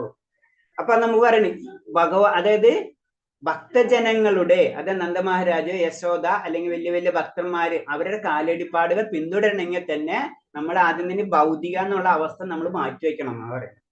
ഇതൊക്കെ കാണുമ്പോഴാണ് അതിന് നാം പറഞ്ഞത് ഭക്തിരസാമൃത സിന്ധു എന്ന് പറഞ്ഞ ഭക്തിയുടെ രസമാണ് അല്ലെ. അപ്പൊ ഇതിലേക്ക് കിടക്കുമ്പോൾ നമുക്ക് ഇപ്പൊ ആകെ പ്രശ്നമാവും. കാരണം നമുക്ക് മനസ്സിലാവണം നമ്മുടെ ലെവൽ എവിടെയാണ് ഏകദേശം. ഇത് കാണുമ്പോഴാണ് നമ്മുടെ ലെവൽ ഏകദേശം എവിടെയെന്ന് മനസ്സിലാവും. നമുക്ക് ഭൗതികത നമുക്ക് വിടാൻ പറ്റില്ല അല്ലെ. നമുക്ക് പ്രഹ്ലാദ് മഹാരാജനെ പോലെ തന്നെ, പ്രഹ്ലാദ് മഹാരാജനെ എവിടെയാണ് ആനര ചവിട്ടാൻ കൊണ്ട് കൊടുത്തപ്പോഴും അതുപോലെ തന്നെ സർപ്പങ്ങളെ ഇടയ്ക്ക് കിട്ടുമ്പോഴെന്ന് അടിയുറച്ച വിശ്വാസം ഉണ്ട് അല്ലെ, ഭഗവാൻ ഉണ്ടാവും അല്ലെ. നമ്മളാണ് അങ്ങനത്തെ അവസ്ഥയിലെങ്കിലോ, നമ്മളിപ്പോ എവിടെങ്കിലും ചെന്ന് അങ്ങനത്തെ സ്ഥലത്ത് ചെന്ന് പെട്ട് കഴിഞ്ഞാലോ നമ്മളെ ജീവന് വേണ്ടി നമ്മൾ പരക്കം പായും അല്ലെ. ഒരു രക്ഷയില്ല, മനസ്സിലായ. സിമ്പിൾ ആയിട്ടുള്ള കാര്യമാണ്. ബാക്കിയൊക്കെ നമ്മൾ മറന്നു. ഇത് തന്നെയാണ് ആ അവസ്ഥ എത്താ എന്ന് പറയുന്നത് അത്ര ഈസി അല്ല. അതാണ് നമ്മളെപ്പോഴും പ്രാക്ടീസ് ചെയ്യും. നമ്മൾ എല്ലാവരും പ്രാക്ടീസ് ചെയ്യണം. ഭക്തി നമ്മൾ പ്രാക്ടീസ് ചെയ്യണം എന്ന് പറയുന്നത്. ഒരു ജന്മമല്ല, പല ജന്മങ്ങള്, ബില്യൺസ് ഓഫ് ജന്മം എന്ന് പറയാം നമുക്ക്. അത്തരം ജന്മങ്ങൾ. പക്ഷെ എന്താണ്, നമ്മളെ ട്രാക്ക് പിടിച്ചിട്ടുണ്ട്. വിമോചനങ്ങൾക്ക് ശേഷം ഒരുവൻ വൃന്ദാവനത്തിലെ ഭക്തജനങ്ങളുടെ കാലടിപ്പാടുകൾ പിന്തുടരാൻ ആഗ്രഹിക്കാവൂ. നമ്മളോട് ഒരു വാണിംഗ് പോലെ പറഞ്ഞിരിക്കുകയാണ്. അല്ലാതെ ഇപ്പോഴേ തന്നെ നമ്മള് അവരുടെ കാലടിപ്പാടുകൾ അവരങ്ങനെ ചെയ്തോല്ലോ അത് അനുകരിക്കാന്ന് പോകരുത്. നമ്മൾക്ക് ചില നിയമങ്ങളുണ്ട്. അതായത് LKG ABCD പഠിക്കാണ്ട് 10th ഹോംവർക്ക് അല്ലെ വർക്ക് ചെയ്തിട്ട് കാര്യമില്ല എന്ന് പറയുന്ന പോലെയാണിത്. അടുത്തത് പൂർണ്ണത പ്രാപിച്ചാൽ പോലും കൃഷ്ണബോധത്തിൽ ഏറെ പുരോഗമിച്ചവനും ഭക്തിയുത സേവനത്തിന് നിരന്തരം നിരതനായിരിക്കുന്നവനുമായ ഭക്തൻ ഒരിക്കലും അത് പ്രകടമാക്കരുത്. പിന്നെ അടുത്തത് ഭക്തന്മാർക്ക് വേണ്ടിയിട്ടുള്ള വീണ്ടുള്ള നിർദ്ദേശങ്ങളാണ്. നമ്മൾ കുറെ ഉയർന്നാലും അത് നമ്മൾ ഒരിക്കലും പ്രകടമാക്കേണ്ട ആവശ്യമില്ല. എന്ന് വെച്ചാൽ ഭൗതിക ശരീരം നിലനിൽക്കുന്നിടത്തോളം കാലം ഒരു പ്രാരംഭ ഭക്തനെ പോലെ തുടരണമെന്ന് സാരം. കാരണം ഈ ഭൗതിക ശരീരത്തിന്റെ പ്രത്യേകത നമ്മ എപ്പോഴും വീഴ്ചകൾ ഉണ്ടാകാൻ പറ്റുന്ന സ്ഥലമാണ്. നമ്മൾ അങ്ങനത്തെ ഒരു സ്ഥലത്താണ്. ഈ ഭൗതിക ലോകം എന്ന് പറഞ്ഞത് ഏത് സമയത്തും വീഴാം. അത് കാരണം നമ്മൾ എപ്പോഴും നമ്മളൊരു പ്രാരംഭ ഭക്തനെ പോലെ തന്നെ ആയിരിക്കണം നമ്മൾ കാര്യങ്ങൾ ചെയ്യേണ്ടത്. നമ്മൾ കുറെ ഭക്തിയിലേക്ക് ഉയരുമ്പോ, അതായത് ആചാര്യന്മാർക്കുള്ളതാണ്, അതിന് ആചാര്യന്മാരെ കാര്യങ്ങൾ എന്ന് പറയുന്നത്, അവർ ഉയർന്നു വരുമ്പോൾ പല കാര്യങ്ങൾക്ക് അവർക്ക് അനുഭവപ്പെടും. തീർച്ചയായിട്ടും വളരെ വ്യത്യാസം, നമുക്ക് തന്നെ ചെറിയ ചെറിയ വ്യത്യാസങ്ങൾ വരുന്നു. അപ്പൊ വലിയ ഇതിനു മുമ്പ് ജീവിതം മുഴുവൻ സമർപ്പിച്ച ഒരു അവസ്ഥ നമുക്ക് ആലോചിച്ചാൽ മാത്രം മതി, അല്ലെ? നമുക്ക് തന്നെ ഇത്രയും ചെയ്യുമ്പോഴേക്കും എന്തെങ്കിലുമൊക്കെ നമുക്ക് തോന്നുന്നുണ്ട്. അപ്പൊ പിന്നെ അവരുടെ അവസ്ഥ എന്തായിരിക്കും? അപ്പൊ എന്നിട്ട് അവരോട് പറയണാണ്, നിങ്ങൾ എന്തൊരു കാര്യം ചെയ്യണം, പ്രാരംഭ ഭക്തനെ പോലെ തന്നെ തുടരണം എന്നാ പറയുന്നത്. ശുദ്ധ ഭക്തൻ പോലും നിയമക തത്വങ്ങൾക്കനുസൃതമായ ഭക്തിയുദ്ധ സേവനങ്ങൾ പ്രവർത്തികൾ തുടരണം. അതായത് നമ്മള് അത് ഒരിക്കലും കളയരുത്. നമുക്ക് കിട്ടി, ഇപ്പൊ നന്നായിട്ട് ഇപ്പൊ ഒരു അത്ലറ്റ്സ്, അവന് ഒളിമ്പിക്സ് കിട്ടി, പിന്നെ അടുത്ത ഒളിമ്പിക്സിന് കിട്ടണമെങ്കിൽ വീണ്ടും അവൻ പ്രാക്ടീസ് ചെയ്യണം, അല്ലെ? എന്ന് പറഞ്ഞ പോലെ തന്നെ ഇത് ബേസിക് ആയിട്ടുള്ള കാര്യമാണ്. നമ്മളെ ഭക്തിയുദ്ധ സേവനം അത് നമ്മൾ എപ്പോഴും ചെയ്തുകൊണ്ടിരിക്കണം. എന്നാൽ ഭഗവാനുമായി തനിക്കുള്ള ബന്ധത്തിന്റെ യഥാർത്ഥ നില ബോധ്യപ്പെടുമ്പോൾ നിയമക തത്വങ്ങൾ പാലിക്കുന്നതിനോടൊപ്പം ഭഗവാനെ കുറിച്ചോ ഭഗവാനെ ബന്ധപ്പെട്ട ഒരാളുടെ നിർദ്ദേശപ്രകാരം ആകമേ ചിന്തിക്കുകയും അയാളെ പിന്തുടർന്ന് സ്വന്തം അതീന്ദ്ര ഭാവത്തെ വികസിപ്പിക്കുകയും ചെയ്യാം. പക്ഷെ ആ ഫൈനൽ പോയിന്റിലേക്ക് എത്തിക്കഴിഞ്ഞാൽ, ആ പ്രേമഭക്തിയിലേക്ക് ഇതൊക്കെ വീഴാൻ സാധ്യതയുള്ള മായരെ പിടുത്ത് എവിടം വരെ എന്ന് പറഞ്ഞു കഴിഞ്ഞാല് ശരിക്കും എവിടത്തോളാണ് ആസക്തി ഭാവ വരെയും ശരിക്കും മായ പിടിച്ചുകൊണ്ടിരിക്കും, വീഴ്ത്താൻ ശ്രമിക്കും. അത് കഴിഞ്ഞു കഴിഞ്ഞാൽ പ്രേമഭക്തിയിലേക്ക് എത്തിക്കഴിഞ്ഞാൽ മായ വിട്ട്. അപ്പൊ ആ പ്രേമഭക്തിയിൽ എത്തുമ്പോഴാണ് നമ്മൾക്ക് എന്താ ചെയ്യേണ്ടത്? അപ്പം നമുക്ക് എന്ത് ചെയ്യാം? വ്യക്തിയുടെ, അതായത് ഒരു വ്യക്തിയുടെ നിർദ്ദേശം, അതല്ലെങ്കിൽ ഏതെങ്കിലും വൃന്ദാവനവാസിയിലെ ഏതെങ്കിലും ഭക്തന്മാരുടെ കാലടിപ്പാടുകൾ പിന്തുടരാൻ പറ്റും. നമുക്ക് ആ പ്രേമഭക്തി, നമുക്ക് പിന്നെ ഡയറക്ഷൻ കിട്ടണം. പ്രേമത്തിൽ എത്തിക്കഴിഞ്ഞു നമ്മള് പിന്നെ എങ്ങോട്ട് വേണമെങ്കിൽ ഏത് തരം പ്രേമം പിന്നെ നമ്മുടെ ചോയ്സാണ്. അവിടെ എത്തണം നമ്മള്. ഇപ്പൊ നമ്മൾ അറിയില്ലേ, 12th പാസ്സാവാണ്ട് നമുക്ക് കോഴ്സുകൾ സെലക്ട് ചെയ്യാൻ പറ്റില്ല എന്ന് പറഞ്ഞ പോലെ ആ ലെവലിൽ എത്തിക്കഴിഞ്ഞാൽ നമുക്ക് സെലക്ട് ചെയ്യാം. അതേവരെ നമ്മൾ ഇതൊക്കെ പഠിച്ചുകൊണ്ടിരിക്കണം. നിയമയ തത്വങ്ങൾ അതൊക്കെ നമ്മൾ ചെയ്തുകൊണ്ടേയിരിക്കണം എന്ന് പറയുന്നത്. സിദ്ധ പ്രളാണി, ഇവിടെ നാം സിദ്ധ പ്രളാണിയെ കുറിച്ച് ശ്രദ്ധാലുവായിരിക്കണം. ആയിരിക്കണം. അത്രയധികം അധികാരമില്ലാത്തവരും ഭക്തിയുദ്ധ സേവനത്തിൽ തനതായ മാർഗം സ്വീകരിച്ചിട്ടുള്ളവർ ഒരു വിഭാഗം പിന്തുടരുന്ന പദ്ധതിയായിട്ടാണ് സിദ്ധ പ്രമാണി എന്ന പ്രക്രിയ. ഇതെന്ന് പറയണെന്ന് വെച്ച് കഴിഞ്ഞാല് നമ്മൾ ഭക്തി എന്ന് പറയുമ്പോ പല രീതിയിൽ നമുക്ക് കാണപ്പെടും. ഇപ്പൊ നമ്മൾ ഇതിൽ നമ്മൾ വേറെ ഏതെങ്കിലും വന്നിട്ട് വേറെ ഏതെങ്കിലും ഗ്രൂപ്പിലോ വേറെ ഏതെങ്കിലും സമ്പ്രദായത്തിലും അവരവരുടെ വേറെ സമ്പ്രദായങ്ങളായിരിക്കും. പല രീതിയിലും പല വ്യത്യാസങ്ങൾ നമുക്ക് കാണാൻ പറ്റും. അപ്പൊ അത് ശ്രദ്ധിക്കണം എന്നാ പറയുന്നത്. കാരണം എന്ന് വെച്ച് കഴിഞ്ഞാൽ അധികാര്യത, അതായത് നമ്മളെ ഗ്രന്ഥങ്ങളിലുള്ള കാര്യങ്ങൾ പലതും ഉണ്ടാവില്ല. അവരെ രീതിയിൽ പല കാര്യങ്ങൾ ആഡ് ചെയ്തിട്ടുണ്ടാവും. അവരുടേതായ രീതിയിലുള്ള ചില മാർഗങ്ങൾ സെറ്റ് ചെയ്ത് വെച്ചിട്ടുണ്ടാവും. അതില് ജനറേഷൻ ടു ജനറേഷൻസ് ഇങ്ങനെ പോയിക്കൊണ്ടിരിക്കുകയായിരിക്കും. അപ്പൊ അങ്ങനെ ചെയ്തിട്ട് കാര്യമില്ല. അവരെ നമ്മൾ ശ്രദ്ധിക്കണം. അവരാണ് സിദ്ധ പ്രളാണി എന്ന് പറയുന്നത്. അതായത് ശരിക്കും നമ്മളോട് ഭക്തിയെ പറ്റി ഒരു ചോദ്യം ചോദിച്ച് ഇന്ന വേദങ്ങളിൽ അല്ലെങ്കിൽ ഇന്ന പുരാണത്തിൽ അല്ലെങ്കിൽ ഇന്ന ഉപനിഷത്തിൽ ഇങ്ങനെ പറഞ്ഞിട്ടുണ്ട് എന്ന് പറഞ്ഞിട്ടാണ് നമ്മൾ ചെയ്യുന്നത്. നമ്മൾ പറയുന്നത് കലിസന്ധർ ഉപനിഷത്ത് അല്ലെങ്കിൽ ബൃഹത്താരായ ഉപനിഷത്ത് എന്ന് പറഞ്ഞിട്ടാ പറയുന്നത്, അല്ലെ? അതേപോലെ ആയിരിക്കണം. അല്ലെങ്കിൽ നമുക്ക് ജോൺ എന്ന് പറഞ്ഞാൽ മതി. ജോൺ എന്ന് പറയാ. ജോൺ എന്നുള്ളത് നമ്മുടെ ബുക്കിൽ ഉണ്ടായിരിക്കണം. അതാണ് വ്യത്യാസം. അപ്പൊ അവരെ രീതിയിൽ ഡെവലപ്പ് ചെയ്ത് കൊണ്ടുവരുന്നത് നമ്മൾക്കറിയാം. ഭഗവത്ഗീതയിലെ തന്നെ പല റെഫറൻസ് ഓരോരുത്തരും ഡെവലപ്പ് ചെയ്ത് പല രീതിയിൽ സർക്കുലേഷൻ നടക്കുന്നുണ്ട്. നമുക്ക് അറിയാത്ത കാരണം കൊണ്ട് ഇതാണ് ശരി അതാണ് ശരി എന്ന് നമുക്ക് സംശയമായി. അതാണ് പറയുന്നത്, അത് ശ്രദ്ധിക്കണം. അവരെ തന്നെ പാർട്ടിനെ തന്നെ പറഞ്ഞിരിക്കുന്നത് സിദ്ധ പ്രളാണി എന്ന് പറഞ്ഞ ഒരു വിഭാഗം തന്നെ ഉണ്ടെന്ന് പറയുന്നത്. ഇക്കൂട്ടർ തങ്ങൾ ഭഗവാനായി ചങ്ങാതിമാര് കഴിഞ്ഞു എന്ന് സ്വയം ഭാവിക്കുകയാണ്. കാരണം ഞാൻ ഭഗവാന്റെ കൂട്ടുകാരനാണ്, ഭഗവാൻ പറഞ്ഞൊക്കെ ഞാൻ കേൾക്കും, അല്ലെങ്കിൽ ഞാൻ പറഞ്ഞൊക്കെ ഭഗവാൻ കേൾക്കും എന്നുള്ളൊരവസ്ഥ അങ്ങനെ ചിന്തിച്ച് നടക്കുന്ന കുറെ പേരുണ്ടെന്നാ പറയുന്നത്. ബാഹ്യമായ പെരുമാറ്റ നിയമക തത്വങ്ങൾക്ക് വിധേയമല്ല. സിദ്ധപ്രളാണി എന്ന് വിളിക്കപ്പെടുന്ന ഈ പ്രക്രിയ പിന്തുടരുന്നത് പ്രാകൃത സഹജ എന്ന പേരിൽ അറിയപ്പെടുന്ന ഒരു തരം കപട വൈഷ്ണവരാണ്. അപ്പൊ കപട വൈഷ്ണവരുണ്ട് ഇതില്. അപ്പൊ നമുക്ക് തോന്നും ഇവര് വൈഷ്ണവര് തന്നെയല്ലേ എന്ന് ചിന്തിക്കും. പക്ഷെ അതല്ല. അതൊക്കെ നമ്മൾ ശ്രദ്ധിക്കണം. വെറുതെ പ്രകടനം കൊണ്ടൊന്നും ഒരു കാര്യമില്ല. രൂപ ഗോസ്വാമിയുടെ അഭിപ്രായത്തിൽ ഇത്തരം പ്രവർത്തനം അംഗീകൃതമായ ഭക്തിയുദ്ധ സേവനത്തിന് അലോസരം ഉണ്ടാക്കുന്നതാണ്. അതൊക്കെ ഭക്തിനെ നശിപ്പിക്കും. മറ്റുള്ളവരെ ഭക്തിയിലർക്കം നശിപ്പിക്കുന്ന കാര്യങ്ങളാണ്. ഇവരൊക്കെ നമ്മൾ ശ്രദ്ധിക്കണം. ഭക്തി എന്ന് പറഞ്ഞത് പെട്ടെന്ന് ഒരാൾക്ക് കിട്ടുന്ന കാര്യമല്ല. അതിനെ അനുകരിച്ചു കഴിഞ്ഞാൽ ഭക്തി ആവില്ല. അതാണ് പ്രത്യേകത. അത് വെച്ചിട്ട് അതിന്റെ സമ്പ്രദായങ്ങളും അതിന്റെ പരമ്പരകളും അതിന്റെ പുറകേങ്ങളും ഉണ്ടാവും. അതിനെപ്പറ്റി നമുക്കൊരു മുന്നറിയിപ്പ് തരാണ്. അത് നമ്മളിപ്പോ സിമ്പിൾ വൃന്ദാവനത്തിലൊക്കെ പോയി കഴിഞ്ഞാൽ കാണാം. പല രീതിയിലുള്ള ആൾക്കാരും പല രീതിയിലുള്ള ചിന്താഗതിയുള്ള ആൾക്കാരൊക്കെ കാണാൻ പറ്റും. അതാണ് അതിൽ പറയുന്നത്. അതിന് സത്യം നമ്മൾ മനസ്സിലാക്കണം. ഭക്തി ലാസ്റ്റ് ആണ് കിട്ടുക നമുക്ക്. പിന്നെ ദാമ്പത്യ പ്രേമം. വൃന്ദാവനത്തിലെ ഗോപികുമാരുടെ ദ്വാരകയിലെ റാണിമാരുടെ കാലടിപ്പാടുകൾ പിന്തുടർന്ന് ഭക്തിയുടെ സേവനത്തെ ദാമ്പത്യ പ്രേമം എന്ന് പറയുന്നു. ഞാൻ പറഞ്ഞില്ലേ, പ്രേമഭക്തിയിലേക്ക് കടന്നു. അപ്പൊ നമുക്ക് പല രീതിയിൽ എടുക്കാം. നമുക്ക് വേണമെങ്കിൽ ദാബരയിലെ റാണിമാരെ അവരെ കാലടിപ്പാടുകൾ പിന്തുടരാം, ഗോപികമാരെ കാലടിപ്പാടുകൾ പിന്തുടരാം. ആ ഏറ്റവും പോയിന്റിൽ എത്തുമ്പോഴാണ് ഇതൊക്കെ എന്ന് പറയും. ഇതിനെ രണ്ടായിത്തിരിക്കുക, പ്രത്യക്ഷമെന്നും പരോക്ഷമെന്നും. ഇവ രണ്ടിലും ഗോലോക വൃന്ദാവനത്തിൽ ഏതെങ്കിലും ഒരു ഗോപിയുടെ ഏർപ്പെട്ടിരിക്കുന്ന സേവന മാതൃക പിന്തുടരേണ്ടതാണ്.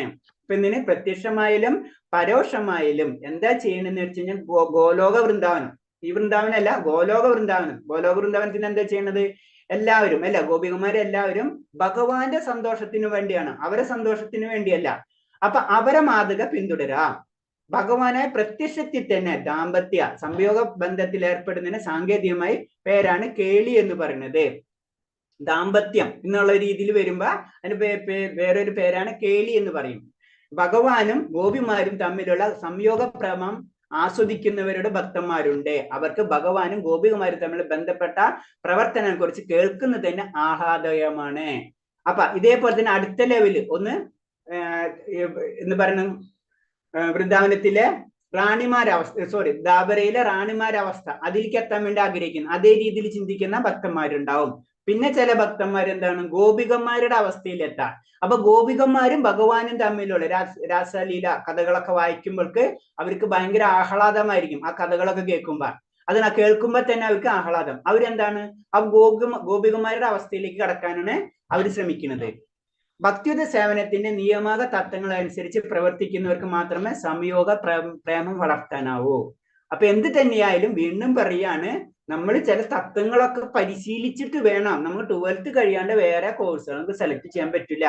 ഇതിലും ഇത് തന്നെയാണ്.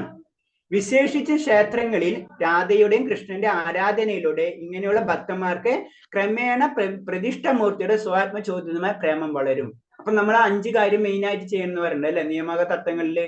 അപ്പൊ അതിലൊന്നാണ് ആരാധന. എന്തുകൊണ്ടാണ് ഭഗവാൻ ആരാധിക്കേണ്ടത് എന്ന് പറഞ്ഞു തരാണ്. കാരണം നമ്മൾ ഡെയിലി ആയിട്ട് നമ്മളിപ്പോ നമുക്ക് ഗുരുവായൂരപ്പൻ എപ്പോഴും നമ്മൾ എന്താണ് അവിടെ പോണ് കാണുന്നു. അപ്പൊ നമ്മുടെ ഉള്ളിൽ തന്നെ ഗുരുവായൂരപ്പനോട് നമ്മൾ അറിയാത്തൊരു സ്നേഹം വളർന്നു വരികയാണ് ചെയ്യുന്നത് അല്ലെ. അത് തന്നെയാണ് പ്രതിഷ്ഠ മൂർത്തിയുടെ സ്വാത്മചോദിതമായ പ്രേമം വളരും. അതാണ് നമ്മള് മൂർത്തി ആരാധന ചെയ്യണം എന്ന് പറയുന്നത്. ഭഗവാനും ഗോപികുമാരകളെ ഈ പ്രേമത്തെ കുറിച്ച് കേട്ടറിഞ്ഞ് ഈ വക ലീലാവിലാസങ്ങളിൽ അവർ ആകൃഷ്ടരായിത്തീരും. തുടർന്ന് പരോക്ഷമല്ലാത്ത ആകർഷണം വളരെയധികം വികസിച്ച് മുകളിൽ പറഞ്ഞ പ്രത്യക്ഷമോ പരോക്ഷമായ സംയോഗ പ്രേമത്തിൽ എത്തിച്ചേരുകയും ചെയ്യുന്നു. അപ്പൊ ഇവരെന്താണ് ഇങ്ങനത്തെ ഭഗവാന്റെ മൂർത്തിനെ ആരാധിക്കുന്നു, ഭഗവാന്റെ കഥകൾ കേൾക്കുന്നു. അങ്ങനെ വരുമ്പോ പതുക്കെ തന്നെ ഭഗവാന്റെ അട്രാക്ഷൻ വരുന്നു. അങ്ങനെ വരുമ്പോ അത് വളർന്ന് നിന്ന് ലാസ്റ്റ് എന്താണ് ഗോപികന്മാരുടെ അവസ്ഥ, അവരെ കാലടിപ്പാടുകൾ പിന്തുടരാവുന്ന ഒരു അവസ്ഥയിലേക്ക് ഭക്തന്മാർ എത്തുന്നത്. അതാണ് സംയോഗപ്രേമം എന്ന് പറയുന്നത്. അത് തന്നെ 2 തരത്തിലുണ്ട്. ഈ പറഞ്ഞ സംയോഗം ദാമ്പത്യം പ്രേമം സ്ത്രീകളിൽ മാത്രമല്ല കാണുന്നത്. ആത്മീയ പ്രേമത്തിന് ഭൗതിക ശരീരത്തിന് യാതൊരു പങ്കുമില്ല. ഇതാണ് അത്. കാരണം എന്ന് വെച്ച് കഴിഞ്ഞാൽ ഈ ദാമ്പത്യം പ്രേമം എന്ന് പറയുമ്പോൾ സംയോഗ ദാമ്പത്യം സ്ത്രീകളിൽ മാത്രമല്ല, അതിന് ശരീരമായിട്ട് ബന്ധമില്ല. സ്ത്രീ പുരുഷം എന്നുള്ള ബന്ധമില്ല. ഭഗവാനുള്ള പ്രേമം എന്ന് പറയുന്നത് സ്ത്രീക്ക് മാത്രമാണ്, അല്ലെങ്കിൽ പുരുഷന് മാത്രമാണെന്നുള്ള ബന്ധമില്ല. ശരീരമില്ല. അതീന്ദ്രിയ എന്ന് പറയുമ്പോൾ തന്നെ നമുക്കറിയാം ശരീരത്തിന്റെ അവസ്ഥ തന്നെ അവിടെ ഇല്ല. കൃഷ്ണന്റെ ചങ്ങാതിയാകാനുള്ള മനോഭാവം സ്ത്രീകളിൽ വളർന്നു വരാം. ചങ്ങാതി കൂട്ടുകാരനാവാം, അത് സ്ത്രീകളിൽ വളർന്നു വരും. അതേപോലെ വൃന്ദാവനത്തിലെ ഗോപികയുടെ ലക്ഷണങ്ങൾ പുരുഷനും വളർന്നു വരാം. ഗോപികന്മാരാവാം. അപ്പൊ അത് പുരുഷന്മാരിലും വരാം. ഭക്തനായ പുരുഷൻ വൃന്ദാവനത്തിലെ ഗോപിമാരുടെ ഭാവം തന്നിൽ വളരാൻ കൊതിക്കുന്ന എങ്ങനെയാണെന്ന് പത്മപുരാണത്തിൽ പറയുന്നുണ്ട്. അപ്പൊ ഗോപികന്മാരെ പോലെ എനിക്ക് ആവണം എന്ന് ചിന്തിക്കുക, ആ ഭാവം എനിക്ക് കിട്ടണം എന്ന് ചിന്തിക്കുന്ന പുരുഷന്മാരുണ്ട്. അതിന്റെ ഒരു കഥ തന്നെ പത്മപുരാണത്തിൽ പറയുന്നുണ്ട്. ദണ്ഡകാരണ്യത്തിലെ മഹർഷിമാർ, പണ്ട് കാലത്തെ ദണ്ഡകാരണ്യത്തിലെ അനേകം സന്യാസിമാരുണ്ടായിരുന്നു. 14 വർഷത്തെ കാനനവാസം പിതാവ് വിധിച്ചതിനനുസരിച്ച് ശ്രീരാമൻ വസിച്ചിരുന്ന വനപ്രദേശമാണ് ദണ്ഡകാരണ്യം.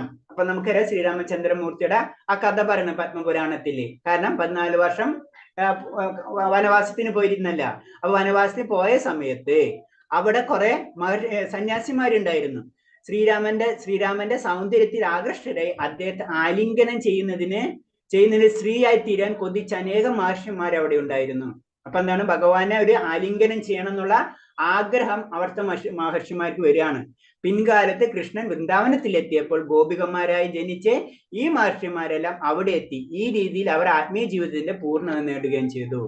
അവര് പിന്നെന്താണ്, പിന്നെ അവർക്ക് സംഭവിച്ചിരുന്നത്, അവര് പിന്നത്തെ ജന്മത്തില് അവിടെ എന്താണ് ഗോപികന്മാരായിട്ട് അവിടെ വൃന്ദാവനത്തിൽ വരികയാണ്. അങ്ങനെ അവര് ആ പരിപൂർണതയിൽ എത്തുകയും ചെയ്യുകയാണ് ചെയ്തത്.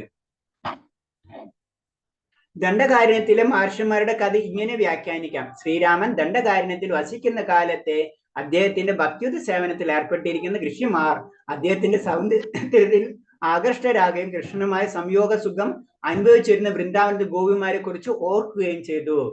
അപ്പൊ അവരെന്താണ്, ശ്രീരാമനെ കണ്ടപ്പോൾ അവര് ചിന്തിച്ചത് എന്താണ്, ഋഷിമാർ ചിന്തിച്ചത് എന്താണ്, വൃന്ദാവനത്തിലെ ഗോപികമാരെ പറ്റി ചിന്തിക്കുക ചെയ്തത്. അപ്പൊ അവർക്ക് കിട്ടുന്ന ആനന്ദം, പരമാനന്ദം, അതിനെപ്പറ്റി അവർ ചിന്തിച്ചപ്പോൾ ദണ്ഡകാരണ്യ മഹർഷിമാർ കൃഷ്ണനും ശ്രീരാം ഭഗവാൻ തന്നെയാണെന്ന് അറിഞ്ഞുകൊണ്ട് തന്നെ ഗോപികമാ പോലെ സംയോഗ ബന്ധം ആഗ്രഹിച്ചു. അവർക്കറിയാം ശ്രീരാമനും ഭഗവാനും ഒന്ന് തന്നെയാണെന്ന് ചിന്തിച്ചിരുന്നവര്. അങ്ങനെ അവരെന്താണ് ഗോപികമാരുടെ അവസ്ഥയിലെത്താൻ അവരെ ആഗ്രഹിക്കുകയാണ് ചെയ്തത്. അങ്ങനെ ആഗ്രഹിച്ചപ്പോഴാണ് പിന്നത്തെ ജന്മത്തില്, അത് നമ്മളെ ആഗ്രഹം ഭഗവാൻ നടത്തി തരുന്നു പറഞ്ഞതാ, ശ്രീരാമനെ മാതൃക രാജാവ് എന്ന നിലയിൽ ഒന്നിൽ കൂടുതൽ ഭാര്യമാർ സ്വീകരിക്കാനാവില്ല. ശ്രീരാമന് ഒന്നിൽ കൂടുതൽ ഭാര്യമാരില്ല അല്ലെ, സ്വീകരിക്കാൻ കഴിയില്ല.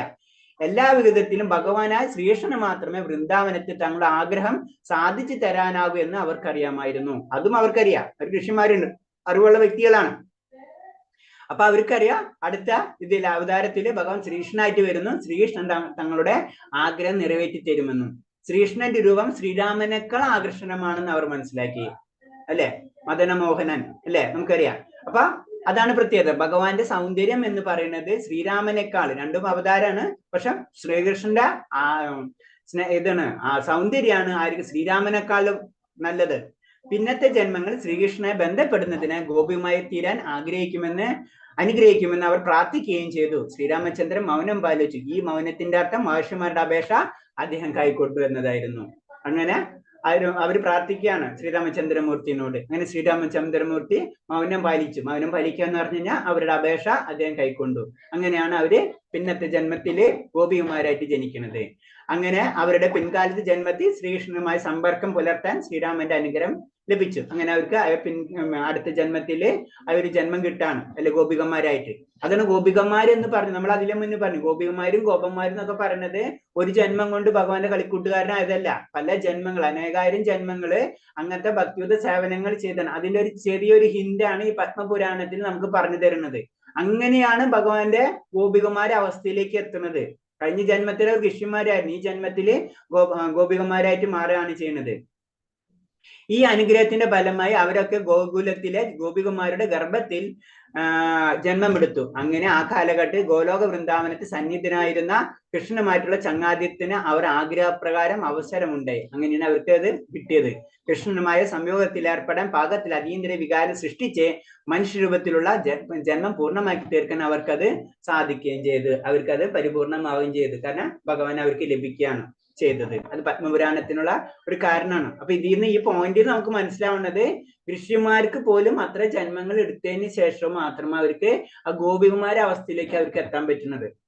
ദാമ്പത്യ സംയോഗ ബന്ധത്തിന് രണ്ട് ഉൾപ്പിരിവുകളുണ്ട്. ഭാര്യ ഭർത്താക്കന്മാരുടെ രൂപത്തിലും കാമുകി കാമുമാര രൂപത്തിലും. അപ്പൊ സംയോഗ ബന്ധം എന്ന് പറയുമ്പോൾ അതിൽ തന്നെ രണ്ടായിട്ട് തിരിച്ചിരിക്കണം. ഒന്ന് ഭാര്യ, ഒന്ന് കാമുകി എന്നുള്ള രീതിയിൽ. അവിടെ ഭക്തൻ കൃഷ്ണന്റെ റാണിയായിരിക്കും. അപ്പൊ കാമുക രൂപത്തിലും ഭാര്യയുടെ രൂപത്തിലും കൃഷ്ണ സമയം വളർത്തുന്ന ധാരകയിൽ എത്തപ്പെടണം. അപ്പൊ രണ്ടുണ്ടെങ്കിലും ധാരകയിൽ എത്തണം. അവിടെ ഭക്തൻ കൃഷ്ണന്റെ റാണിയായി തീരും. കാമുകന്റെ രൂപത്തിൽ സംയോഗ ബന്ധം വളർത്താൻ ഗോപികുമാരെ ബന്ധപ്പെട്ട് കൃഷ്ണനുമായിട്ടുള്ള സ്നേഹബന്ധം ആസ്വദിച്ച് ഗോലോക വൃന്ദാവനത്തിലെത്തും. അപ്പൊ എന്താണ്, ഒന്നെത്തുന്നത് വൃന്ദാവനത്തില്, ഒന്നെത്തുന്നത് ധാരകയില്. രണ്ടും ഭഗവാനോട് ആഗ്രഹിച്ചു.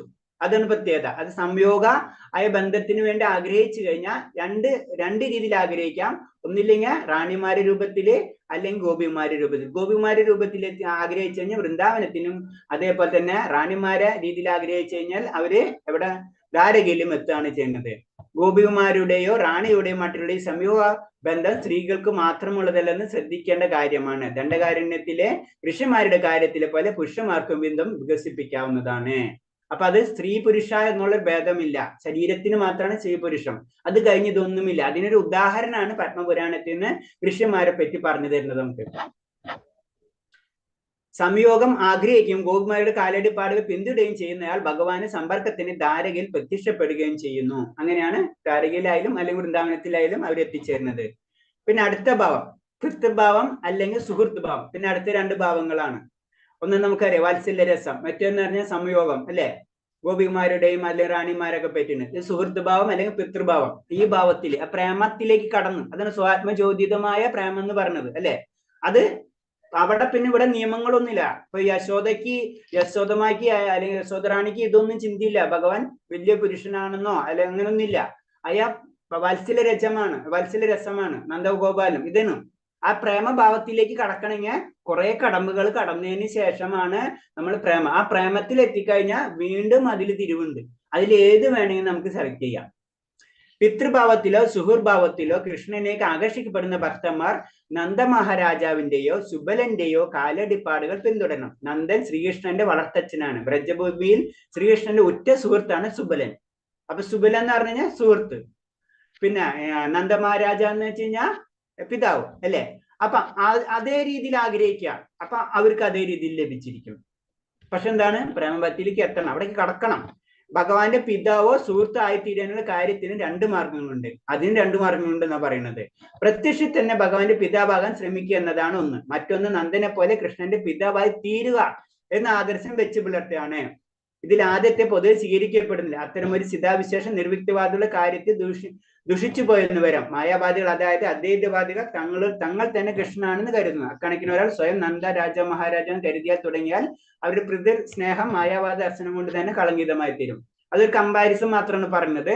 അതായത് കാരണം എന്ന് വെച്ച് കഴിഞ്ഞാൽ ഒന്നെന്ന് പറഞ്ഞു കഴിഞ്ഞാൽ നമ്മള് പിതാവാകാൻ പ്രത്യക്ഷത്തിൽ, മറ്റൊന്ന് പിതാവായി തീരുക. നന്ദരാജാവ് എന്താണ്, നന്ദ മഹാരാജാവ് എന്താണ്, പിതാവായി തീരുക. മറ്റേത് ശ്രമിക്കുക മാത്രമാണ്. അപ്പൊ അവിടെ ശ്രമം എന്ന് പറയുമ്പോൾ അതാണ് നിർവിക്തവാദികളെ പറ്റി പറയുന്നത്. അവർക്ക് മുഴുവൻ അത് അക്സെപ്റ്റ് ചെയ്യാനും പറ്റുന്നില്ല, എന്നാ വേണം താനും. അതാണ് അത് കമ്പയർ ചെയ്യുന്നത്. പക്ഷെ ശരിക്കും നമ്മൾ ചിന്തിച്ചേ, നന്ദ മഹാരാജ പ്രേമഭക്തിയിലേക്ക് കടക്കുന്നവർക്ക് ഇതൊക്കെ നടക്കുള്ളൂ. അതായത് സുഹൃത്താണെങ്കിലും പിതാവാണെങ്കിലും. പാണ്ഡവരുടെ രാജ്യത്തിന്റെ തലസ്ഥാനമായ ഹസ്തിനപുരത്തിൽ കൃഷ്ണ സ്വന്തം മകനായി കാണാൻ ആഗ്രഹിച്ച ഒരാളുടെ കഥ സ്കന്ദപുരാണത്തിൽ നാരദന്റെ ഉപദേശം അനുസരിച്ച് അയാൾ നന്ദന്റെ കാലടിക്കപ്പാടുകൾ പിന്തുടരുന്നതിന്റെ ഫലമായി അയാൾ വിജയിക്കുകയും ചെയ്തു. അപ്പൊ അതിനൊരു കഥ തന്നെ പറയുന്നതാണ്. എന്നിട്ട് നമ്മള് ഭഗവാനെ സ്വന്തം പുത്രനായി കിട്ടാൻ ആഗ്രഹിച്ച ഒരു വ്യക്തി ഉണ്ടായിരുന്നു. ആ വ്യക്തി നാരദന്റെ ഉപദേശപ്രകാരം സ്കന്ദപുരാണത്തിൽ പറഞ്ഞിട്ടുണ്ട്. ആ സ്കന്ദപുരാണത്തിന് ഉപദേശപ്രകാരം നാരദന്റെ ഉപദേശപ്രകാരം അതേപോലെ ചെയ്ത് പിന്നെ തീർച്ചയായിട്ടും അതിലയാൾ വിജയിക്കുകയും ചെയ്തു. പിന്നെ അടുത്ത മാർഗമാണ് പറഞ്ഞത്. ഇത് നമ്മൾ ഇത്രയും നാളും പ്രേമഭക്തിയുടെ പലതരം തിരിവുകളൊക്കെ ഇന്ന് പറഞ്ഞത്.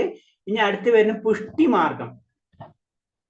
പുഷ്ടിമാർഗം ഭഗവാനെ സുഹൃത്ത്, പിതാവ്, ഭർത്താവ്, അഭ്യുതകാംക്ഷി എന്നീ നിലയിൽ ഏതെങ്കിലും ഒന്നായി സദാ ചിന്തിക്കുന്നവർ എല്ലാവർക്കും ആരാധനായി തീരുമെന്ന് നാരായണ വ്യൂഹസ്ഥ പ്രസ്താവമുണ്ട്.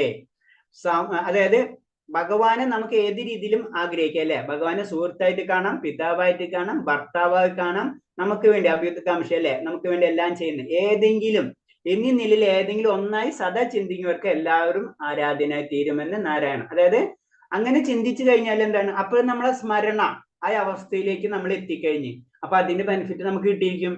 സ്വാത്മജ്യോതിതമ ഈ കൃഷ്ണപ്രേമം കൃഷ്ണന്റെയോ ഏതെങ്കിലും കൃഷ്ണഭക്തന്റെ സവിശേഷ കാരുണ്യം ഉണ്ടായാൽ മാത്രമേ വികസിക്കുള്ളൂ.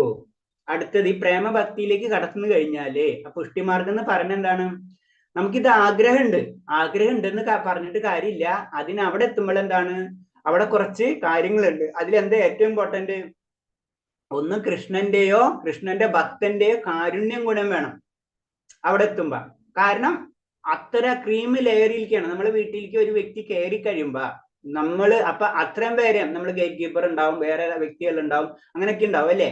അത് കഴിഞ്ഞ് വീട്ടിലേക്ക് കയറി കഴിഞ്ഞാൽ എന്താണ്, പിന്നെ നമ്മളാണ് ആ വ്യക്തിനെ വേണോ വേണ്ടെന്ന് തീരുമാനിക്കുന്നത്. എന്നത് പറഞ്ഞ പോലെയാണ് ലാസ്റ്റ് എത്തുമ്പോള്, അതായത് പിതാവ് ഭർത്താവ് അഭ്യുദകാംക്ഷി എന്ന അവസ്ഥയിലേക്ക് നമ്മൾ ഉയരണമെങ്കിൽ എവിടെ എത്തണം? ഒരു കൃഷ്ണ ഭക്തന്റെയോ അല്ലെങ്കിൽ ഭഗവാന്റെ തന്നെ ഒരു അനുഗ്രഹമില്ലാതെ നമ്മൾ അവിടേക്ക് എത്തില്ല.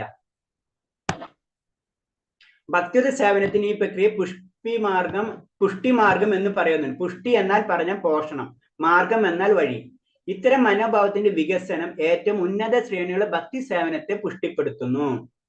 അപ്പൊ എന്താണ് ഈ മനോഭാവമാണ് നമ്മളെ, ഇതെന്താണ് വീണ്ടും നമ്മൾ ഉയർത്തുന്ന നമ്മളെ ചെയ്യുന്നത്. നമുക്ക് ഭഗവാന്റെ കരുണ വേണം, അതേപോലെ തന്നെ ഭക്തന്റെ കരുണ ഉണ്ടായി കഴിഞ്ഞാലേ മാത്രമേ ഭഗവാനിൽ നമുക്ക് ആ ഒരു സ്നേഹബന്ധത്തിൽ കടക്കാൻ കഴിയുള്ളൂ എന്ന ചിന്ത വരുമ്പോഴാണ് നമുക്ക് അതിനെ അത് നമ്മളെന്താണ് ഈ ഭക്തിനെ വീണ്ടും പോഷിപ്പിക്കുകയാണ് നമ്മൾ ചെയ്യുന്നത്.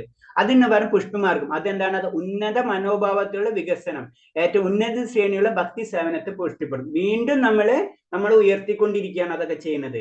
അതാണ് നമ്മൾ എപ്പോഴും ലളിതമായിരിക്കണം. എനിക്ക് അതായി ഇതായി നമ്മൾ ഒരിക്കലും ചിന്തിക്കരുത് എപ്പോഴും. അതാണ് അത് പറഞ്ഞത്. അപ്പൊ കൃഷ്ണ അത് തന്നെ കിട്ടുന്നത് എനിക്കല്ല, എന്റെ കരുണ കൊണ്ടല്ല, ഞാൻ ചെയ്ത എന്റെ നിയമങ്ങളോ കാര്യങ്ങൾ കൊണ്ടല്ല, അത് ഭഗവാന്റെ അല്ലെങ്കിൽ ഭഗവാന്റെ ഭക്തന്റെ ഒരു കരുണ കാരണം കൊണ്ടാണ് എനിക്ക് ലഭിച്ചെന്നുള്ളൊരവസ്ഥ വരുമ്പോഴാണ് നമ്മൾ അതിന് പുഷ്ടിമാർഗം എന്ന് പറയുന്നത്. കാരണം വീണ്ടും നമ്മൾ താഴാണ് ചെയ്യുന്നത്.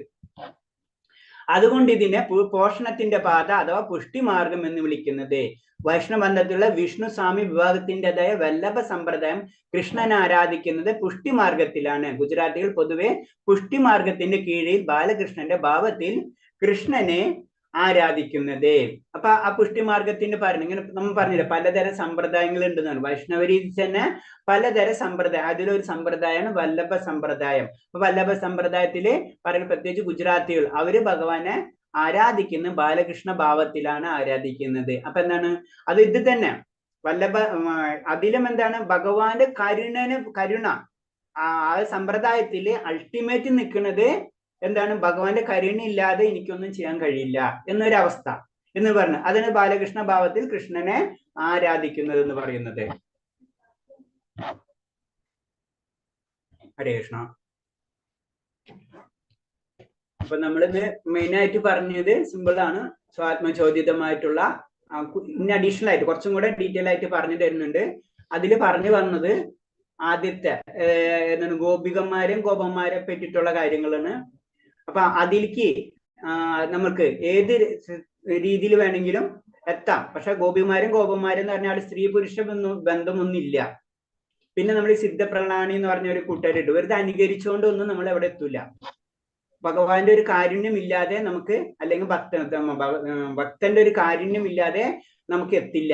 പിന്നെ ഇവര് ദാമ്പത്യ പ്രേമം, അതായത് നമുക്ക് ഇതിൽ തന്നെ വീണ്ടും തിരിക്കുകയാണ്. റാണിമാര് ഗോപികന്മാര് ആ പ്രേമത്തിൽ എത്തിയതിന് ശേഷം വീണ്ടും വീണ്ടും കുറെ സെക്ഷൻസ് തിരിഞ്ഞു വരുന്നു. അതിലാണ് പിതപനന്ദ മഹാരാജാവ്, അതിന് സുഹൃത്ത്, ഇതൊക്കെ രീതിയിൽ അതിലേക്കൊക്കെ നമുക്ക് തിരിയാം. അവിടെ എത്തിക്കഴിഞ്ഞാൽ ഞാൻ പറഞ്ഞില്ലേ, സിമ്പിൾ ആയിട്ട് പറഞ്ഞു കഴിഞ്ഞാൽ 12th കഴിഞ്ഞിട്ട് വേണം നമുക്ക് പല പല കോഴ്സുകൾ സെലക്ട് ചെയ്യുന്ന പോലെ തന്നെയാണ്. അപ്പൊ എവിടേക്ക് വേണം എന്നുള്ളത് പിന്നെ നമ്മുടെ ആഗ്രഹമാണ്. അവിടെ വെച്ചിട്ട് നമ്മൾ ഡിസൈഡ് ചെയ്യണം നമുക്ക് എങ്ങോട്ട് കടക്കണം എന്ന്. അവിടെ വെച്ചിട്ട് പിന്നെ ഒന്നില്ലെങ്കിൽ നമ്മൾ ഗോപികുമാര അവസ്ഥയിലേക്ക് പോവാ, അല്ലെങ്കിൽ ഗോപകുമാര അവസ്ഥയിലേക്ക് പോവാ, അല്ലെങ്കിൽ നന്ദമഹാരാജന്റെ അവസ്ഥയിലേക്ക് പോവാ, യശോദമാര അവസ്ഥയിലേക്ക് പോവാ. ഏത് അവസ്ഥയിലേക്കും നമുക്ക് കടക്കാൻ കഴിയും.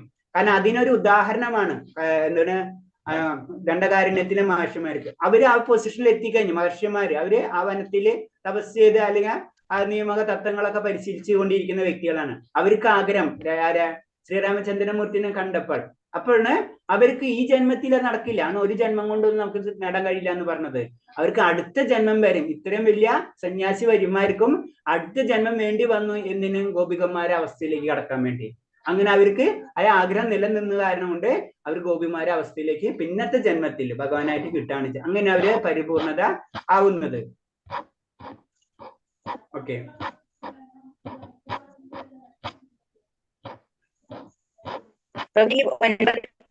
പറഞ്ഞല്ലോ, അത് നമുക്കിവിടെ പുസ്തകത്തിൽ പഠിക്കാനുള്ളതാണോ? ഏതേതാ പ്രഭു മാതാജി? ഒരു 9 ഭക്തിമാർഗം പറഞ്ഞില്ലേ ഇപ്പൊ? ഇല്ല ഇല്ല, അത് പഠിക്കാനില്ല. നമ്മളതൊക്കെ ആദ്യം പഠിച്ചു പോയിട്ടുള്ള കാര്യങ്ങളാണ്. അതൊക്കെ നമ്മൾ വായിച്ചു പോയിട്ടുണ്ട്. ഇതൊക്കെ ഡിസ്കസ് ചെയ്തിട്ടുള്ള കാര്യമാണ്. അത് എനിക്ക് തോന്നുന്നു ആദ്യമേ തന്നെ പോയിട്ടുള്ളതാണ്. അത് കേട്ടിട്ടില്ല. ആ വേർഡ്സ് ഒന്നും കേട്ടതായിട്ട് കേട്ടിട്ടില്ല അല്ലേ ഹരേഷ്ണ? അപ്പൊ ഞാൻ ഒന്നും കൂടെ പറയാം. ഞാനത് വേറെ ഏതോ ക്ലാസ്സിൽ എനിക്ക് തോന്നുന്നു സെക്കൻഡ് ലെവലാണ് പറയുന്നു തോന്നുന്നുണ്ട്. ഓക്കെ, ഓർമ്മയില്ല. ശരി, ഞാൻ ഒന്നുകൂടെ പറയാം. അതായത് ഭക്തിയുടെ 9 തലങ്ങൾ ഉണ്ടെന്നാ പറയുന്നത്. അതില് 9 എണ്ണത്തില് 3 എണ്ണം നമ്മുടെ ഉത്തരവാദിത്തമാണ്. 6 എണ്ണം ഭഗവാന്റെ കാരുണ്യം എന്നാ പറയുന്നത്. നമ്മൾ ഭക്തി എന്ന് പറയുന്നത് 3 എണ്ണം നമ്മുടെ ഉത്തരവാദിത്തമാണ്. നമ്മ ചെയ്തത് അതും പറയാം. 3 എണ്ണം നമ്മുടെ ഉത്തരവാദിത്തം, 6 എണ്ണം ഭഗവാന്റെ കാരുണ്യം. അതിൽ വരണ ശ്രദ്ധ, സാധുസംഘ, ഭജനക്രിയ. ശ്രദ്ധ, സാധുസംഘ, ഭജനക്രിയ. ഇത് 3 നമ്മുടെ ഉത്തരവാദിത്തം, നമ്മ ചെയ്യേണ്ട കാര്യമാണ്. ശ്രദ്ധ, ഭഗവാനിൽ വിശ്വാസം ഉണ്ടായിരിക്കണം. അതിന് കുറഞ്ഞ നമുക്ക് ഒരു കാര്യം ചെയ്യാൻ പറ്റില്ല. 2 സാധുസംഘ, അസോസിയേഷൻ. കാരണം ഭക്തന്മാരായിട്ടുള്ള അസോസിയേഷൻ, അത് നമ്മളെ ഉന്നതിയിലേക്ക് നമ്മളെ കൊണ്ടുപോകും. 2 ഭജനക്രിയ, നമ്മൾ പറയും നാമം ജപിക്കണം, അങ്ങനത്തെ ഉള്ള കാര്യങ്ങൾ, ജപം, അത് മസ്റ്റാണ്. ഈ 3 കാര്യം നമ്മൾ ചെയ്തിരിക്കണം. പിന്നെ വരുന്നതാണ് നമ്മൾ ചെയ്തുകൊണ്ടിരിക്കും. 3 കാര്യം ചെയ്തുകൊണ്ടിരിക്കുമ്പോൾ തന്നെ നമ്മ പരിപൂർണതല്ല. നമ്മ പരിപൂർണതയ്ക്ക് വേണ്ടി പരിശ്രമിക്കുന്ന വ്യക്തികളാണ്. അതായത് ഒരു മുക്തിപഥത്തിലേക്ക് ആഗ്രഹിക്കുന്ന വ്യക്തികളാണ്. അവിടെ ആ 4ാമത്തെ സ്ഥലമാണ് അനർത്ഥ നിവർത്തി എന്ന് പറയും. ഈ അനർത്ഥ നിവർത്തിയിൽ എന്താണ് നമ്മൾ ചെയ്യുമ്പോൾ, ഇങ്ങനത്തെ കാര്യം 3 കാര്യങ്ങളും ചെയ്യുമ്പോൾ പലതരം തെറ്റുകളൊക്കെ നമുക്ക് ഇങ്ങനെ വന്നുകൊണ്ടിരിക്കും. നമ്മൾ നാമം ജപിക്കുമ്പോൾ, ഇപ്പൊ സിമ്പിൾ ആയിട്ട് പറയാം, നാമം ജപിക്കുമ്പോൾ തന്നെ നമുക്ക് തെറ്റുകൾ വരും. പല രീതിയിൽ നമ്മുടെ ചിന്തകൾ പോവും. പല കാര്യങ്ങളും ചെയ്യണ കാര്യങ്ങൾ തന്നെ പലരും അങ്ങനത്തെ രീതിയൊന്നും ചെയ്യാൻ പറ്റുന്നു വരില്ല. ഇതിങ്ങനെ പോയിക്കൊണ്ടിരിക്കും. ഇതാണ് നമ്മളെ ചില ജന്മങ്ങളിലേക്ക് നമ്മൾ കൊണ്ടുപോകുന്നത്. ഇത് ഈ ജന്മത്തിലൊന്നും ചിലപ്പോൾ തീർന്നു വരില്ല. ഈ ജന്മത്തിൽ തന്നെ നമ്മൾ ഈ അനർത്ഥ നിവർത്തിയിലേക്ക് എത്തുക. അനർത്ഥ നിവർത്തിയിലേക്ക് എത്തിക്കഴിഞ്ഞാൽ മുക്തിപഥത്തിലേക്ക് പാർഷ്യലായിട്ട് നമ്മൾ കടന്നു കഴിഞ്ഞു. അത് തെറ്റുകളുള്ള സ്ഥലത്ത് നിന്ന് തെറ്റില്ലാത്തൊരവസ്ഥയിലേക്ക് നമ്മൾ കടക്കാം. അത് കഴിഞ്ഞിട്ട് അടുത്തത് വരുന്നതാണ് നിഷ്ഠ. നിഷ്ഠ എന്ന് പറയുമ്പോൾ അതില് ഭക്തിയിൽ ഉറച്ചു നിൽക്കാണ്. പിന്നെ താഴ്ത്തിക്കില്ല. അവിടെ ഉറച്ച്, നിഷ്ഠയിൽ വരുമ്പോൾ അത് ഉറച്ച്. അതായത് ഒരു തരത്തിൽ പറഞ്ഞു കഴിഞ്ഞാല് ഈ അനർത്ഥ നിവർത്തിയെ തുടച്ചു മാറ്റാം. ഇത് നമ്മൾ ഇങ്ങോട്ട് കടന്നിട്ടുള്ളൂ. ഏത് അനർത്ഥ നിവർത്തി എന്ന് പറഞ്ഞു കഴിഞ്ഞാൽ തെറ്റിൽ നിന്ന് ശരിയിലേക്ക് വന്നു.